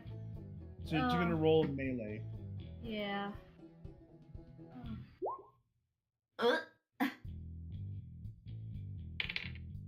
Oof. Hang on, I need to roll that again. Oh. By 1 fucking point. The man just kind of buckles and goes, you're not supposed to be here. Oh, I know, but I am. And aren't you glad? Oh my god. This guy is like sweating. He's been in the kitchen, but like he's sweating even more now. Oh my god. I can't allow you back here. No, he slaps him on the ass and goes, are you sure I'm not allowed back here? And the man just visibly clenches and goes, I don't know if I'm into this. He goes, oh, but you are. Everyone is. And he I just do kind declare. of he kind of walks the man away, and he's visibly distracting him. Oh shit. And that is his turn. Ooh, I do declare. I think I'm having a case of the vapors. Ah, damn, I was gonna retwist on that. Damn. When Damn. when your bloodline becomes useful. Oh my god. Thank God, Thonicus is fine. I should have Oh, seen yeah, that was- coming, that was but dear check. God, I did not. That was more like a curiosity will check. I feel like Thoticus was going to ignore the warning and like turn back around, but he doesn't, so he's good. It's like that warning where it's just like, don't look back at Sodom. And then Thoticus looked back and turned into a pillar of salt. Except he didn't because he passed the will check. Exactly. That would have been hilarious. Okay, so um, right now though, Darmeeth is watching as go ahead and make a quick perception check. Okay, 1 second. Because I'm pretty sure I heard the lead performer. But let's find out. Let's Please. do. Oh my god. Boy, that performer is really, performing it up. But Yeah. you've lost sight of the master. Yes, I have. And that worries Darmeeth. So you're watching as the children are currently trying to capture a cat by the behest of this strange fella, or the strange female halfling, and her juggling and her keep forgetting what they're called. Not gymnasts. Acrobats? No, not acrobats. The ones who the contortionist act that she's doing. As she quickly springs and rolls, and she's doing all kinds of neat tricks. I And thought the she was kids are telling just a story. We hadn't got there. Oh, okay. But as she is watching the crowd, you notice she seems to get flustered. But as this is going on, you feel a hand on your shoulder. You must beware. This play must not occur. You must do something. Also, I love your colors. They are just amazing. I can't see them, but they are so good on you. Oh, madam. It is so good to see you again. Yes, I was going to talk with you about this. I'm afraid we are in very bad company indeed. What? I can't hear you. What are you saying? Speak up, woman. She's going to lean into your ear so she can talk without too many people hearing, but just, I fear we are in bad company indeed. Oh. You say that primarily because we are in the, noble, we got the senators. I get what you're saying. No. We're okay. We're okay. But that's because you and I, we play important role in this. We help people get to where they need to be or where they think they ought to be. We lie to them when we need to get our needs met. You know what I mean. Yes, but play. Play what? Oh, are we playing a game now? Oh, I love games. Let's see. Are you smaller than a bread box? How about how about you pretend that there are things on the stage over there. She basically indicates what direction it is, not pointing, but audibly says it. That the performer is on, and you start calling out, trying to warn them. This is a very bad game. Do you think you play this with children? Oh, no wonder you stick to your tarot cards. So much easier. Maybe. She just kind of sighs, realizing that. Actually, let me roll a wisdom. Let me roll. Is it wisdom or intelligence? What are you trying to do? She's trying to determine if she may have had basically a premonition that kind of took her over, and now she's not aware of it. Roll wisdom.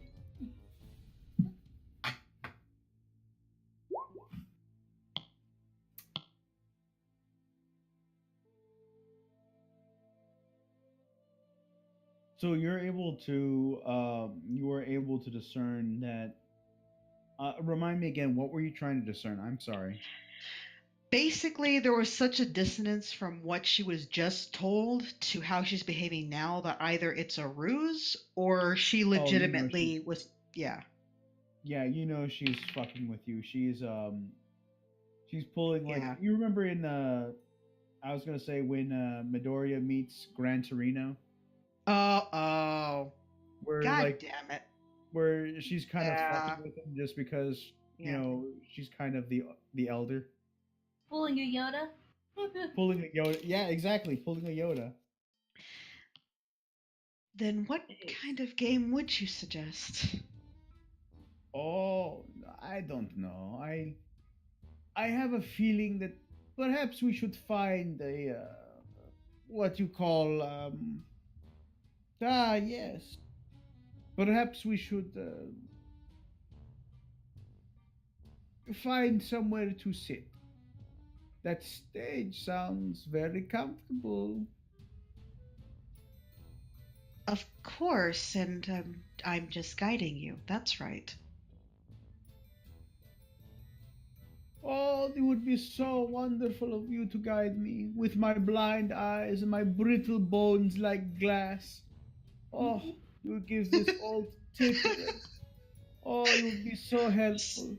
That So would be she so starts wonderful. she starts talking. So basically she's got her, the old one's arm over hers, and she's gently patting her hand as she's basically guiding her towards the stage. Okay. And as you guys walk a little closer to the stage, roll another perception check. Certainly.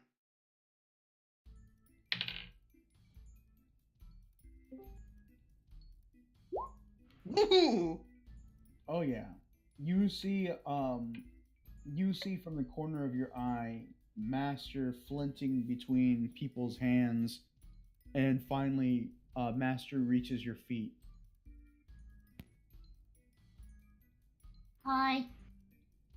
Oh, hello, Schnookums. You see the old lady slowly bend over and give Master pets. Mm-hmm. Acceptable. Yes. So Oh, I'm glad Darmith, that you like that. Would you prefer more behind the ear, my dear? Yes. Okay. She Wait. understands you. yeah. How can you understand cat? You haven't been near me. No, my darling, but I have had many. Do you see what I am? I am old lady. I have billions of cats. They are my life. I love them. The only reason I stay alive because if I die, I will never see another cat. You do smell a lot like cat. Oh, that's so good. She pulls out from her robes a can of tuna. Oh. My cat immediately perks up. I have this on occasion. She looks up at Dartmouth, blind eyes as she's opening up this can. I have this on sometimes, you know. Sometimes it's for me, sometimes it's for the cat, you know. You never know. Places Of on the course. ground. And so Darmith, while she was doing this, she did her best to kind of step to obscure line of sight from the stage of Master. Well, she's Go still ahead and roll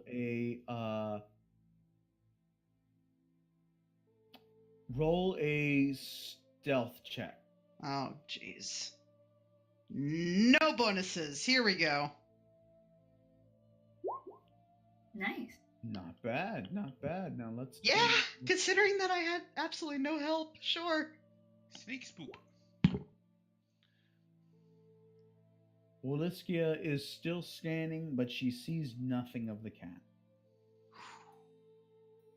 Oh, isn't it more cozy up here on the stage, my dear? Yes, of course. You know, it's odd to me. All of these people coming out. Why do you suppose they want to awaken this creature who should not be named? To throw things into turmoil. Sure, but what would be use of that? Because of the vote today. Oh, please. Roll a knowledge check. Sure. Knowledge what? Arcana, planes. Knowledge, I'm sorry. Make a intelligence check. Intelligence. Okay. I say you gotta be specific. If you're gonna say knowledge, Doom, I got a lot of knowledges. Oh man.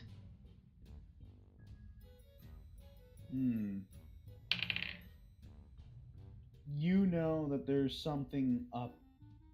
Like this whole thing is really small potatoes Right. for a group like There's something this. else. Usually, yeah, and that's what she seems to be implying too. You know, it would make sense to make chaos now. You know, while everyone is in unrest, who else but another king could, take over and do good or do bad or do as they wish, yes? So let me ask you, Darmith Lesser, whom do you serve?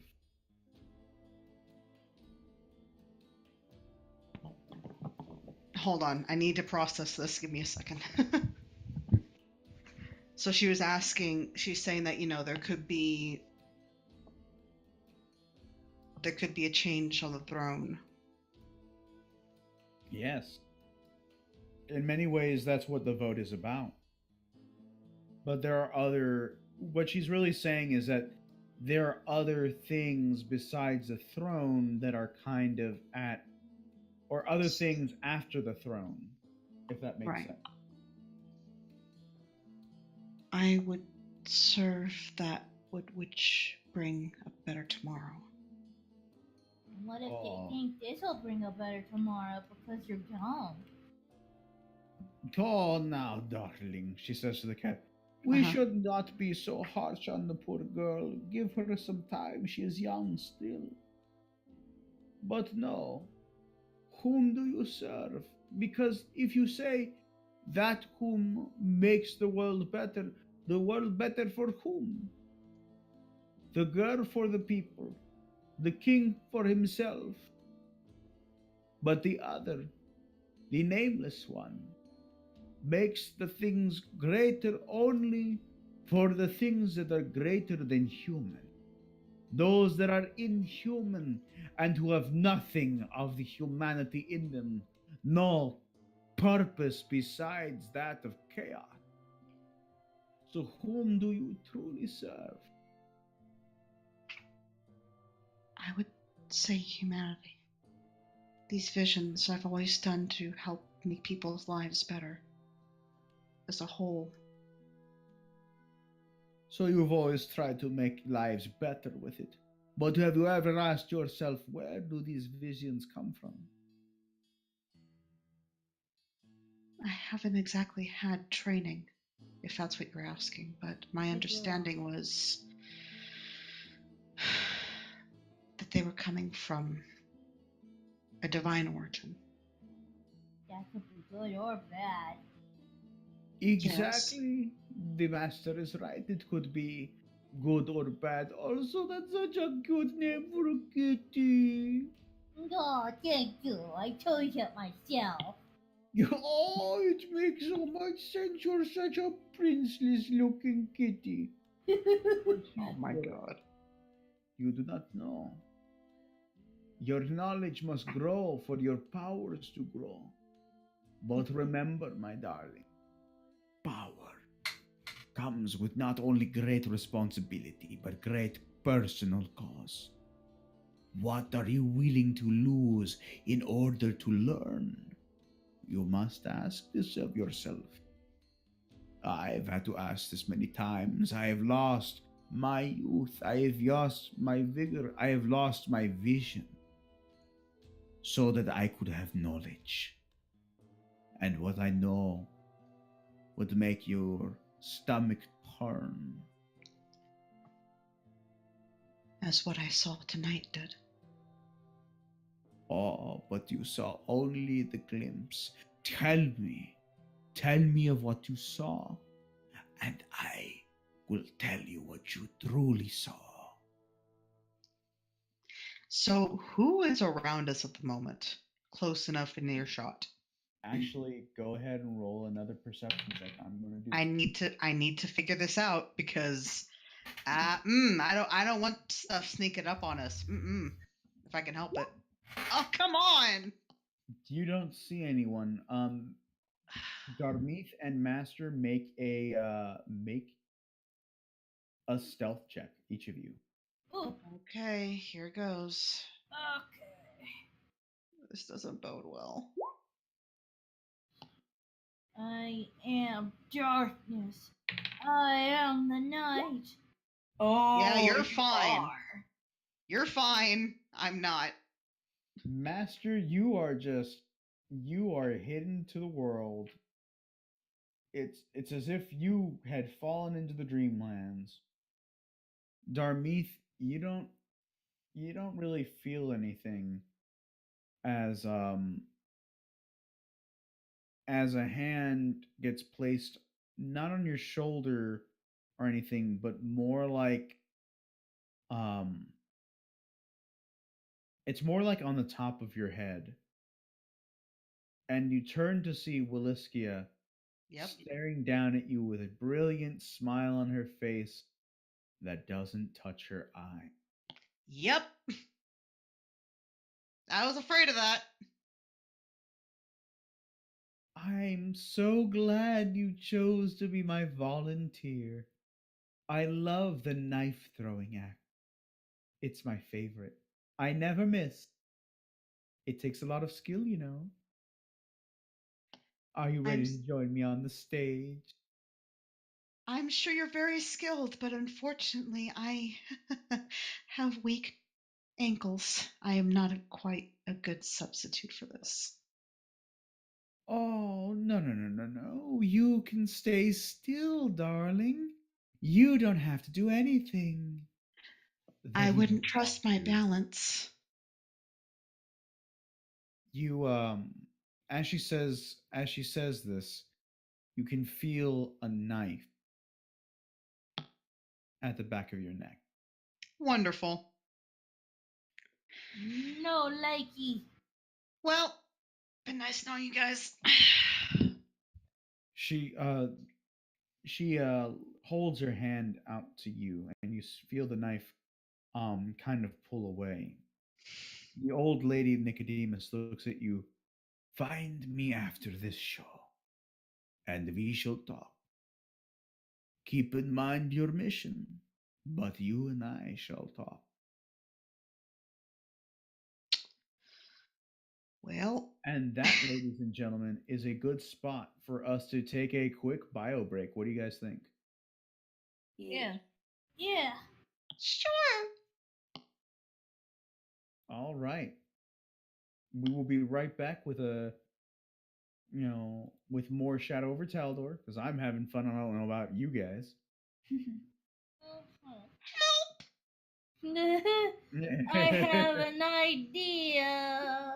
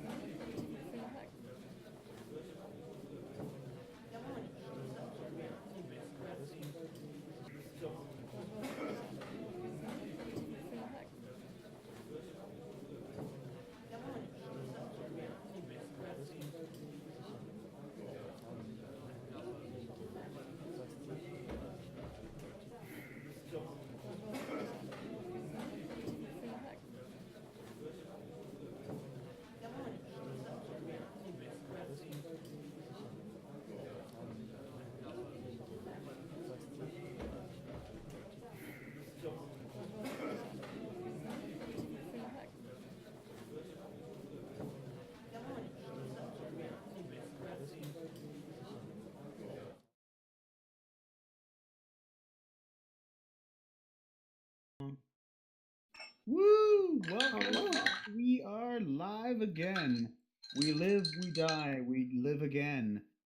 We are the Shadow over Taldor stream here, and we're going to continue on with our resident rat person, Thoticus, who has just been given a Cup of tea. golden opportunity as every head and body is kind of paying more attention to Steve and his actions. Like so much so that one of the chefs looks up and is staring out at what's going on, and he actually slices his hand open. Oof. Like, Like like, on that he's- one, but you still continue to look on. all right. So time for Thoticus. Do that thing Thoticus does. Do you want me to roll? What are we rolling? Dexterity? Where are we dropping, boys? Escape artist? What's going on? You're gonna want to roll for stealth. Ooh, stealth. Boop, boop, Good boop. luck. What if I disguise myself as the chef? No. God I damn. mean, you could try using disguise to see if you could fool anyone, but Probably not because I'm 3 tall. That is. They don't make hairnets for that, you know? They just They kick don't me out make of the all culinary body. school. Well, listen. We do.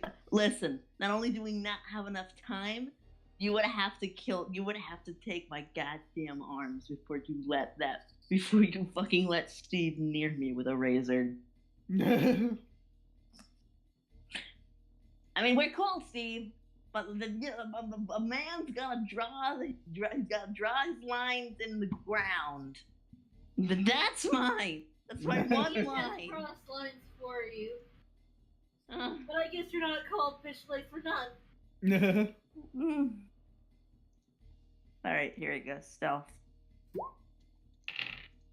Holy shit. Thoticus is a fucking shadow. Nice.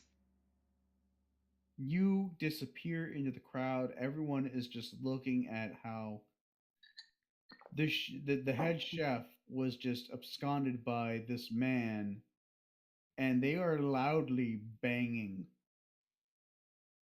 And everyone's just like, I feel like even, Sexy and I Know It by LMFAO is like quietly playing in Oh the my God. distance. I'm sexy and I know. Thank you, Razzle. So I'll So- just hang All right. there. So now what? Do So I just take the wine? all of the people are actually distracted and paying attention to this in horror and in shock and awe. So now you are going to need to do a perception check to see if you can find the bottle. Oh man, I wish I had That- the Mission Impossible theme going right now. dude. Would that be perception? Would that actually be a knowledge roll? Actually, yeah. It Oh, would be boy. because you Thought gotta it know was what your finally wine gonna is. fumble something important up for once instead of just doing good rolls and making funny. Actually, I haven't been very funny in this stream. I apologize. What am I rolling for? What's my knowledge? Local You're gonna have history, to know- nobility. You're gonna have to do no. You're gonna do knowledge, nobility. Oh no. Boy, howdy, do these bottles all look like fancy schmancy bottles. Which one was it again that she asked you to do? Hmm. Is there a possibility for reroll? No. Crap. Well, how much of this gunk do I have in the syringe? You see that there is the syringe is completely full. And you can tell that you don't necessarily have to use the whole syringe, Mm. but you're gonna have to at least narrow it down to a couple of bottles. How many bottles are? Probably a lot. There are at least 1,500 bottles of wine in here. Oh. So that plan's out the window then. Hmm. All right. Too bad you don't know message. Do I gotta like roll some? Never mind. Is there like a luck roll or something, like some secret roll that you want to do under the table, or should I roll for like how many bottles I can get the syringe into? Roll a d4 for me. Okay.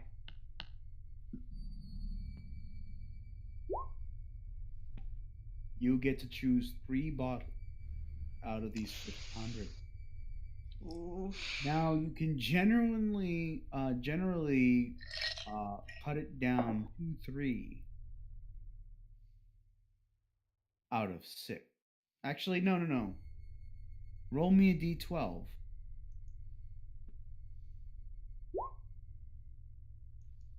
You have 8 choices before you that you're able to narrow it down kind of based on the name and what she told you about and how old they look. But now, kind of up in the air, you have to choose 3 of these 8 bottles. And you have to choose wisely. Well, I mean, I can actually choose. Are they all like these 6 bottles? Like, where are they in relation to each other? Are they all like stacked with each other? Doesn't tell me anything about the bottles. Investigation You sound very far away, babe. kind of am. All right, Thauticus, I think is gonna shrug his shoulders.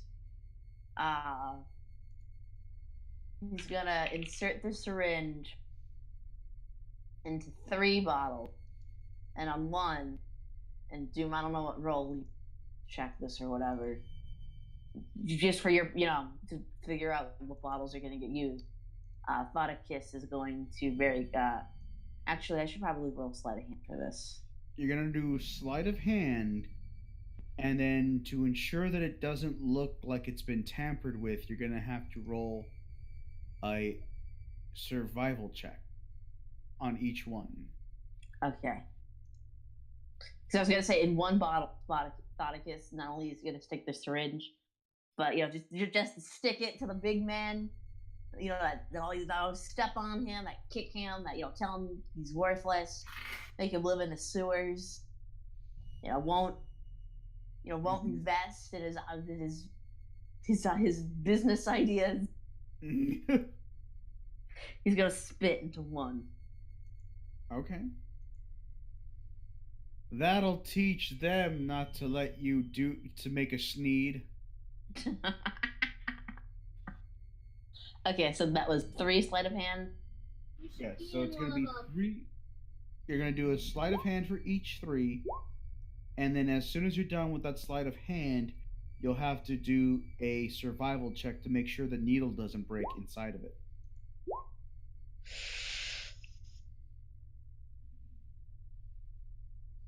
So on the first one,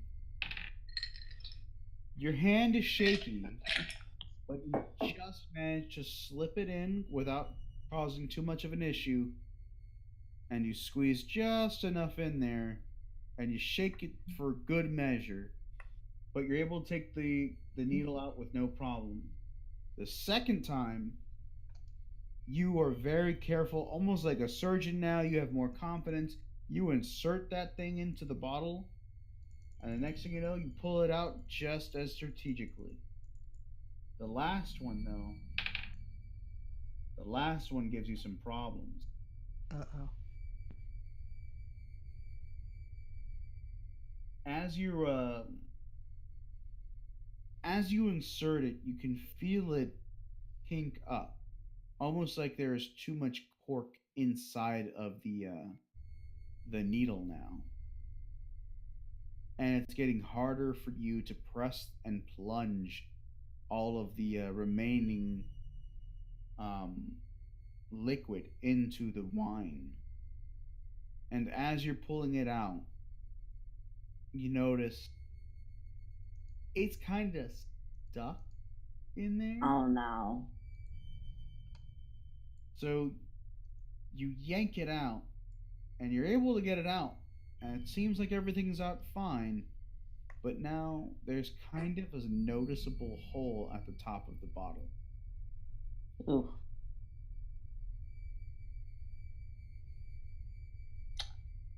Is the cork shaped in? No, that's not really how corks work.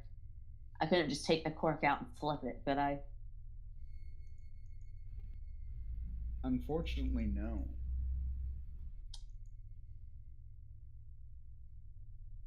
Hmm. I guess it's not really a way to pull not noticeable. So what will you do? Hmm. Well, I guess there's a chance that if the hole is noticed, that could cause a ruckus. Okay. Well, we So- thought I just think to do that. I guess we'll have to find out. But as you're going through these and as you pull the last one out, make another perception check. Oh, that's a good one. I think I have an idea.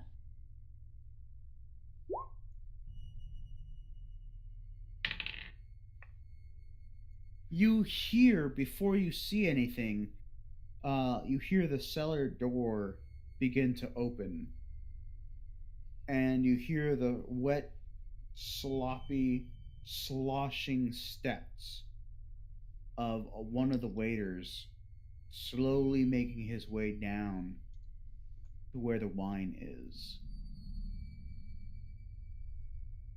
You have just enough time. You've got 10 seconds to decide. What are you going to do? Okay. The fish people are not that smart. They will not notice the hole, or they might. As soon as you. Thoticus is gonna. I got it. Thoticus is going to take the one that has the hole. He's gonna stash it in his pouch, and then I'm gonna roll. What would it be? Stealth to hide. Yes.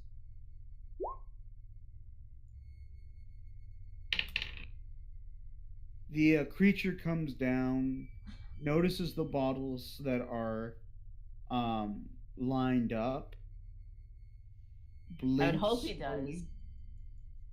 And then just picks them up, shrugs, and just slowly makes his way back up the stairs. You can hear the sloshing, and it's going slowly. It is like every wet, sloshy step is one eternity in between each step. And before you know it, you are alone in the room again.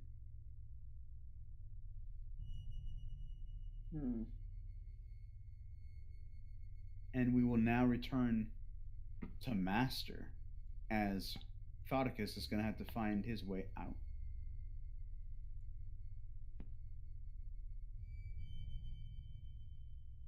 Master, you are seeing Darmeeth being pulled onto the stage by a couple of halflings, as well as Williskia, who is being charming and cute on stage, talking about her new act, which is a throwing knife act.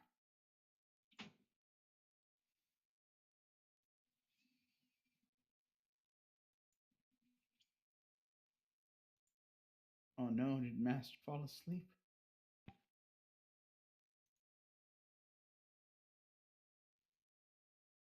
Let me check on my wife, guys. Hang on. Oof.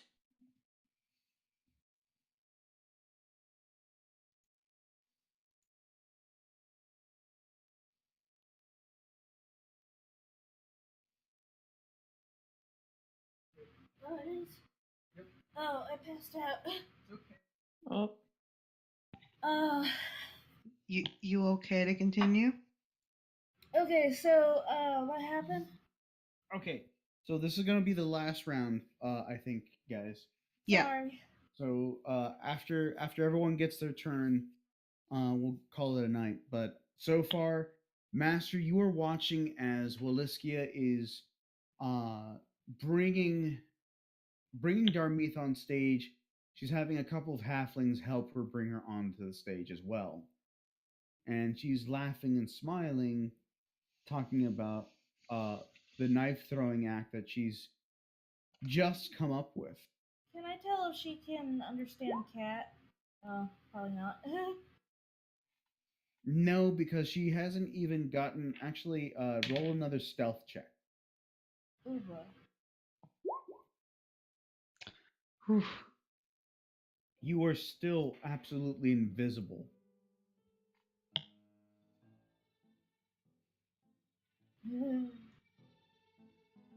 And you see her waltz out on the stage and put some distance between herself and Darmeeth. Now, normally, from this distance, it would be incredibly difficult, and it would be dangerous, especially given my height difference from this lady. She pulls out a knife, and as she's talking, you're not even ready as the halflings take a hold of your hands, Darmeeth, and put them in shackles. And who knows, one little slip, and she throws a knife. By the way, what is your AC? Oh God. My AC is 13. Okay. So she just shoots it past, and it thunks right next to your face.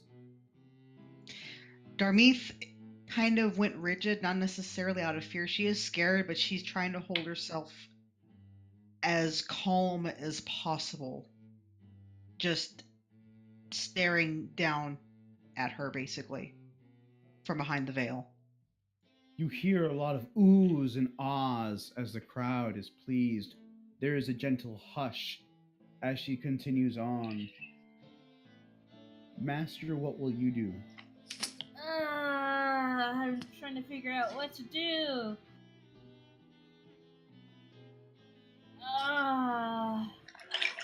As you're deciding, she says, "You know, with wind and with all kinds of things like we've seen today, it can be very difficult to keep one's hand steady." She deftly throws a knife right between Darmeeth's legs. I'm sorry, repeat that? She throws the knife right between your legs, missing everything but cutting a hole into your dress. The And crowd only one goes person's nuts. allowed to go there. The crowd goes nuts for it, though. They're amazed by this amazing, spectacular display of dexterity. She rolled a natural 20.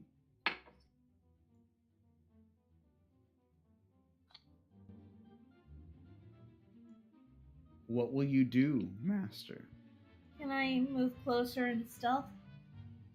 Yeah, you can. You are stealthy enough at this point that no one notices you. All the crowd is gathered and staring at Waliskia as she's, balancing these knives on her fingertips and stuff, getting ready for the next throw. Okay. Like, am I like right up at the stage? Yes. Okay.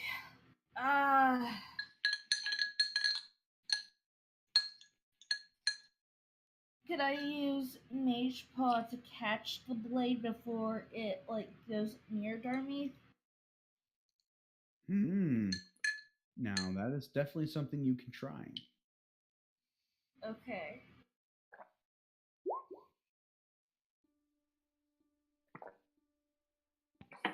Oh boy. So go ahead and roll a.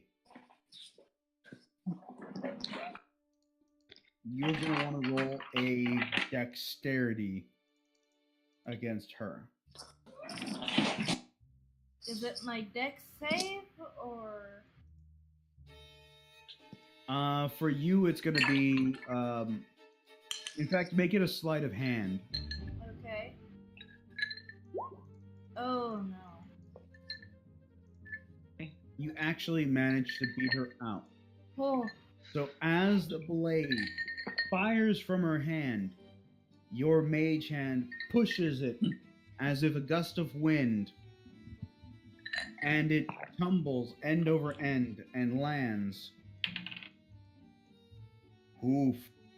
It lands in a clatter on the floor.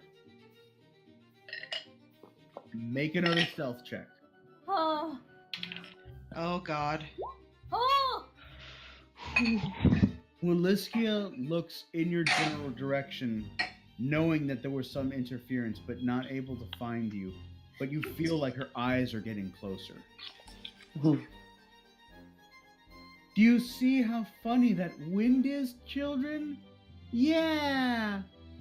Oh, how dangerous it could be. Now hold still, Darmeeth. We don't want you getting hurt now. She throws another dagger, but this one just barely misses. And you feel, Darmeeth, you feel a small cut on your forearm. It is the arm that's facing, it's your right arm that's facing away from the audience. They think it passed fine, but it manages to cut you open a bit. You take 2 points of damage. Oh. I probably shouldn't do this, but I'm gonna do it. Lethargy Thoga. Ooh. Go ahead and roll a d4. D4. Yes. And D4. Oh! Oh, damn. Okay, so she's gonna need to take a will save, so hang on. With a DC of 14, she rolled an 18. Ah, Oh my crap. god. Fuck! So she negated. Yep. Yep, she negated. Well, children, all good acts have closing times, and it might get closer to this one. She's gonna make another throw. This one is gonna go to your right leg, and it's gonna thunk for another 3 points of damage. So I need to take a Constitution save. Go ahead and make it. Everyone is now shocked and in horror as the blade lands inside, on your thigh. Oh no. Oh no. Hold on. My Constitution is 14.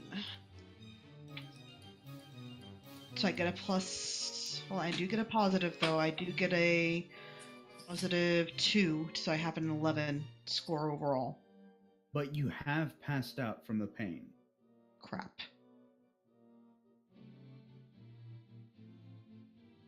Master, you have one more chance. What will you do? Mage hand her with the burning spell. Her hand. Okay. Why not go for the eyes? That would actually be really interesting. Can I But- pull her eyes? I mean, technically you could. Okay, let's But do what- that. Fucking So- Three Stooges that shit. Well, Yeah. you could pull her eyes, but then she can't see, and she could still throw and possibly hit Darmeeth. Yeah, that's why I was thinking hand. So you hear the clatter of knives as her hand starts, it blazes with fire, and she's uncannily, she's not screaming, she's not writhing in agony, she's not having any reaction at all. She's looking down at her hands, and she smiles. It's so pretty when it burns.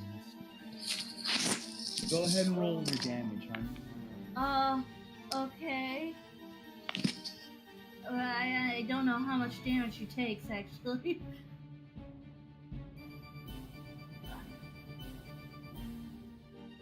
Also, is Mage Hand your is that your level 0 spell? Yes. Okay. I don't know how much damage she actually takes. I'm gonna say it's 1d6 fire damage. Okay. 1d6. That doesn't bode well. She takes 2 points of damage, and she's standing steadily and strong. She goes, "Well, ladies and gentlemen, I think it's time." All the while she's talking, her hand is still on fire. For the finale of the show. Wouldn't you agree? Everyone is standing in stark, just shock at what's going on. And you hear one of the noblemen, the one nearest you, cry out, Shouldn't we stop this? This is absurd. This is insane." Can I jump onto the stage? Do an athletics check. Okay.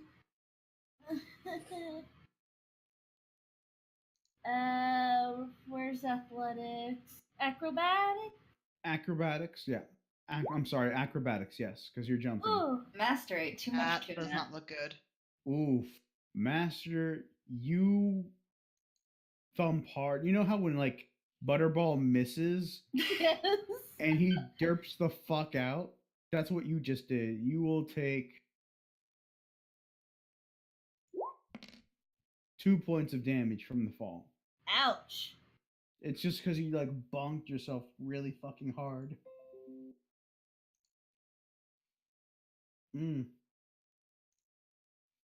And now she lifts her hands up and says, all the while, again, her hand is still on fire, "We will have to put an end to this, I'm sure. Don't you agree, audience?" And finally, the old lady makes her way up to the stage. You know, her cane quietly thumping on things. "I don't think that will work, little girl. I'm no little girl." She tosses the blade and it thunks right into the old woman's cane. And she bows before everyone, her hands still on fire.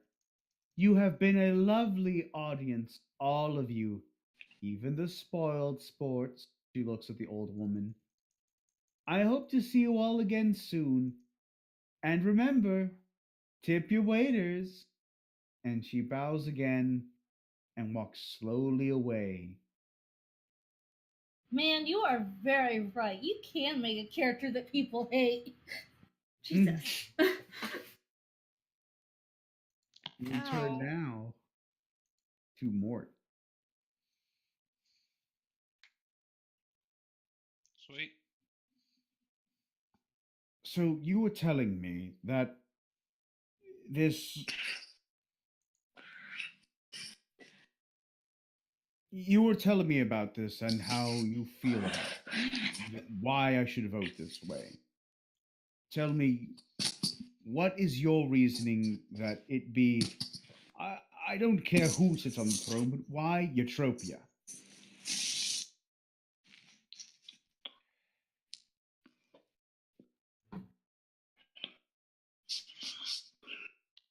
The old ways aren't always the best way.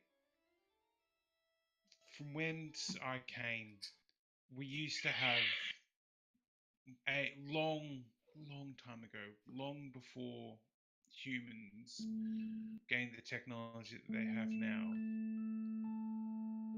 The Drows believed in one thing, that the matriarch was the most powerful. That the matriarch knew what she was doing, and that men like myself, were lower class. And that worked for so long. That men would work hard and bring money home for their wives, and They may get some sort of thanks for it if they're lucky, if they married well, but most of the time they did not marry well. I'm So, one of the lucky mhm. ones, though, because when I was still only a boy, though I was 50 years old, a new leader came into power. A woman by the name of Alumbria, and no no one knew why, but she said, "Why do we go this way? Why do we still treat men to be such hard workers and yet treated so horribly? Why do we treat them in such a hard way that we make them work our fields and fight our battles and come home to be treated in such a disturbing manner?"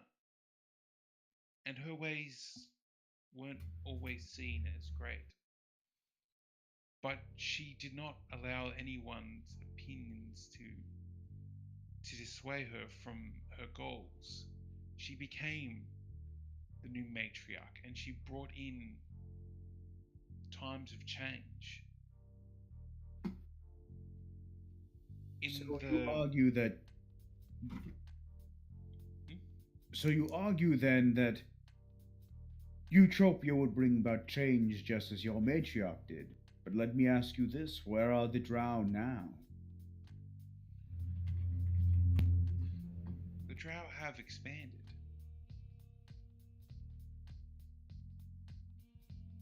I And just and are they a loved people? we are That's like for some completely different reasons. we are I'm Like, just thinking. I'm just how? thinking of the iRobot GIF. Are you? Can you? we we may not be the most favored race out there. We aren't as beautiful or as liked as our high elf brethren, but we aren't always seen in the worst lights as we were 2 centuries ago. We aren't seen as filthy creatures. We aren't seen as thieves and layabouts and ruffians. We are actually being seen for what we can do. Our work in poisons brought about a great history in alchemy and medicines. Mm. It is true. Your people have come a long way. It is not as if you are dwarves, and as we all know, they are gruff, aggressive, mean, and greedy. It is not as though you are human, with having the same traits of dwarves, with the exception that they're just a little bit taller.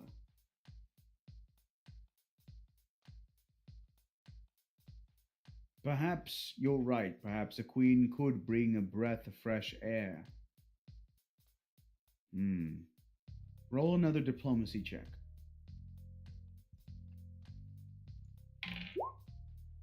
Jesus Christ. Ooh, yikes. It's okay. I rolled a nat 1. He is absolutely convinced at this point that you are right and that they should back Utopia. They should have a queen because the long history of kings since the founding of Taldor has just gone down in succession and it's not improved, especially in the last 200 years or so. You are right, my friend. I will do what I must, and I will make sure that the right vote is made by those who would listen to me. Tell me, I wonder though, what do you get out of all of it? I get what most people want in this world. I get to see change in action. It may be slow, and it may be a long time coming, but as someone with an extended lifespan, I can see the change when the future comes round. He I want nods to his see head. this nation flourish as best I can. Mm. For a man of action, you speak with wisdom and knowledge. That's good. You are tempered, and that is also very good. I think that if someone as tempered as yourself can make that decision on his own, that it must be the right one.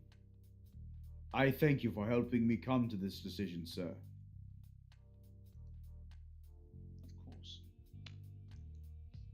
He kind of roots through his pockets. It's kind of difficult in all the armor and everything, and he finally pulls out a small purse bag. Here, it is the least I can do. I could not accept such a gift, sir. Please.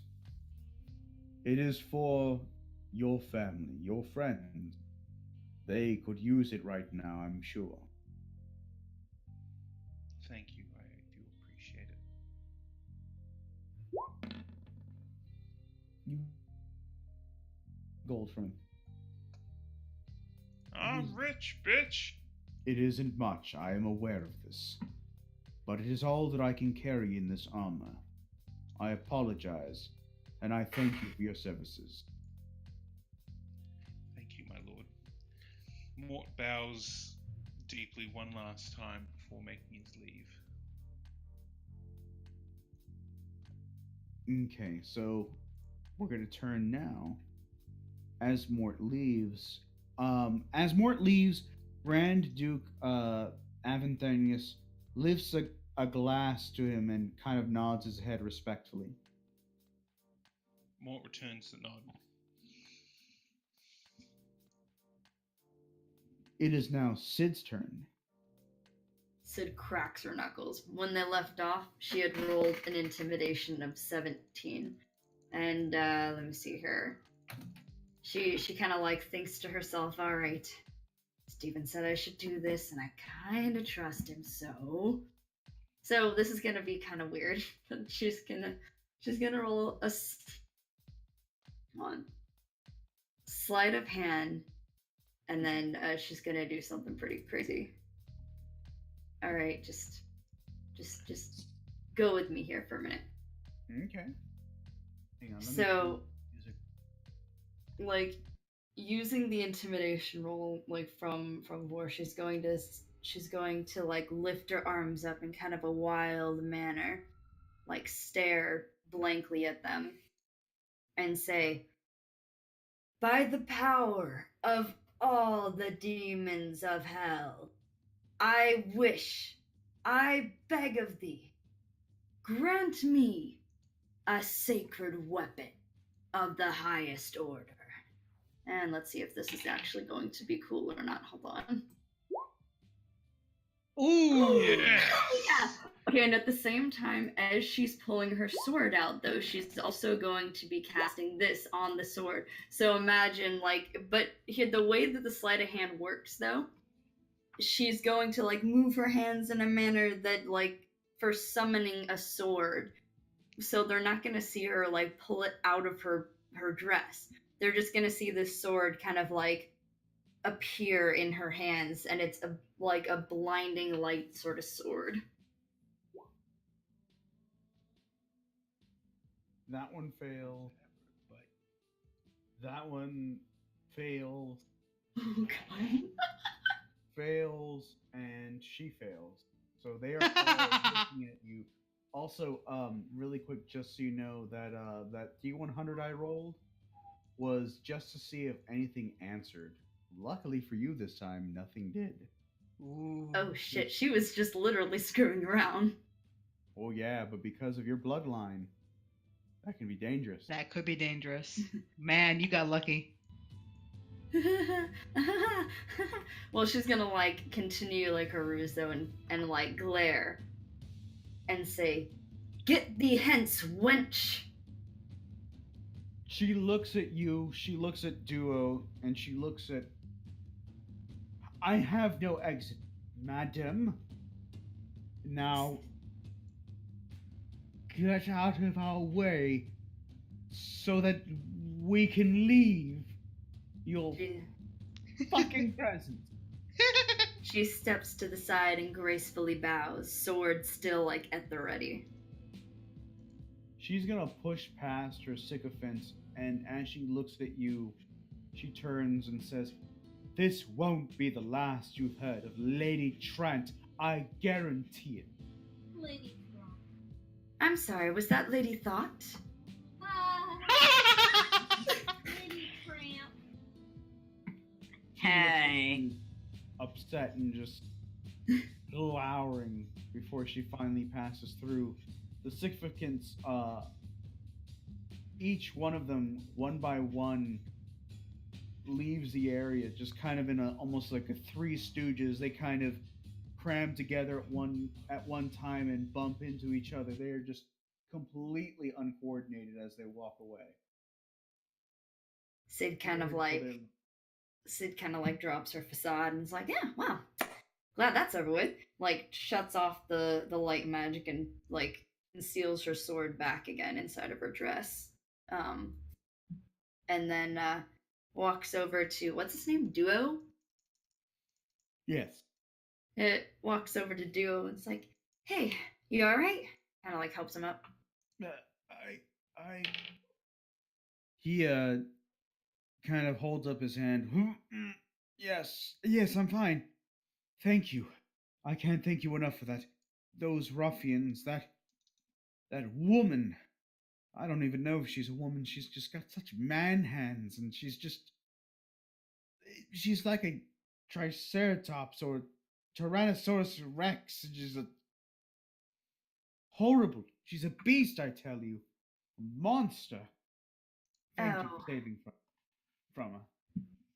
No problem. And if you wouldn't mind, please, keep that sword trick of mine between you and me. What sword trick, man? He kind of winks at you. Sid winks back and hands him a finger cookie. Aw. But do be careful around her. She is a vindictive bitch. And she's also one of the worst people to rile up a crowd. You don't want them to turn on you and try to expel you as a demon and stone you or worse. So please keep a weather eye open. Very well, will do. What was she trying to convince you to do anyways? She was trying and failing to get me to vote for her father and his intentions for the government, for his own idealized version, at least in his own head, of Taldor. It's disturbing, really. Yes, I do agree, and honestly, I believe that Princess Eutropia is the best choice. I mean, she just does seem like a breath of fresh air, and she seems to really care about the lower class. He looks at you. You are very well informed, madam. If I may, where did you get this information from? Well, I was just so very impassioned by her speech earlier, but also from, Lady... Lovely. Thank you, voice from beyond. It's the demon that didn't answer me earlier. You're welcome. What else can I do for you? You want me to do a magic trick? Ha ha! Hey, it's Francis. You sound like Kelsifer. I love it. No, but friggin', from Lady Lothley as well. I have been helping her out tonight. I see. Then you have friends in high places. It's a good thing too. Lady Trent is the same, but her friends tend to make enemies of everyone else around her. And that may actually work quite in my favor. Assuming I'm not put in an awkward position where she tries to make sure that I'm demonized, if you'll pardon the pun. Yes. And that's one of the reasons you should be careful. If your actions get out, it's very possible people will look at you and distrust you. People don't people don't like dark things for a reason. Now you carry yourself about in a very happy-go-lucky sort of way. You seem to almost always be smiling or snacking. And that can be rather relieving for most folk, but for someone out of the forests or elsewhere, it can be disconcerting. And many of the peasants aren't aware of the goings on, and even when they see a tiefling, they fear it's an ill omen and a ruin for the world. Oh. Well, what would you suggest then? Well, I don't know. I've never had to be in this position, to be honest. Well, then I guess I'll just appeal to their sense of equal rights and hope that the majority of the nobles are on my side. Surely one should not be judged based off of their heritage or their appearance. He looks at you kind of baffled. Don't you understand? For many, this is the way of life. This is what it means. The idea of constantly be kicking from place to place, only to find out that you can no longer stay there. It's a difficult journey to accept. But when you get there, it's usually worth it. I guess just because in hell, everyone's kind of already equal in their own way. And when you're a tiefling, it's a little different. Things like people and or of any race is just looked at as people. So it's really hard to adjust to a world where people are seen as less than people. But there are so many wonderful things about Earth as well, which is why I wanted to come here. He looks at you. It's interesting that you say that, but it's also confusing. I'm sorry, I should go. I need to get something to drink to clear my head. I apologize, but I thank you profusely for saving me from that awful bitch of a woman. No problem. See ya.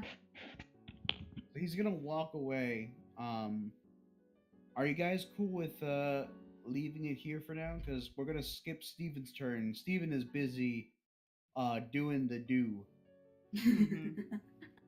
So I know it's Darmeeth's turn, but we will pick that up next week and find out what the fate of Darmeeth will be. I mean, she's currently bleeding and wounded. Cause she's bleeding out. Pretty much. The last thing that I do is bleed. Yeah, she's got a knife sunk into her leg, and she's also got a cut on her arm, so Yeah.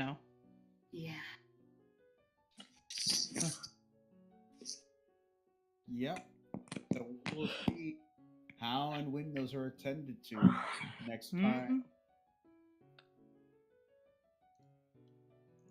So we want to go ahead and say thank you guys so much for spending time with us and letting us entertain you. We hope that we've left on just enough of a cliffhanger to keep you guys watching and finding out what happens next week.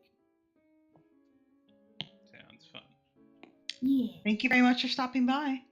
Thanks, guys. You guys have a wonderful Bye. evening. Thank you so much for everything.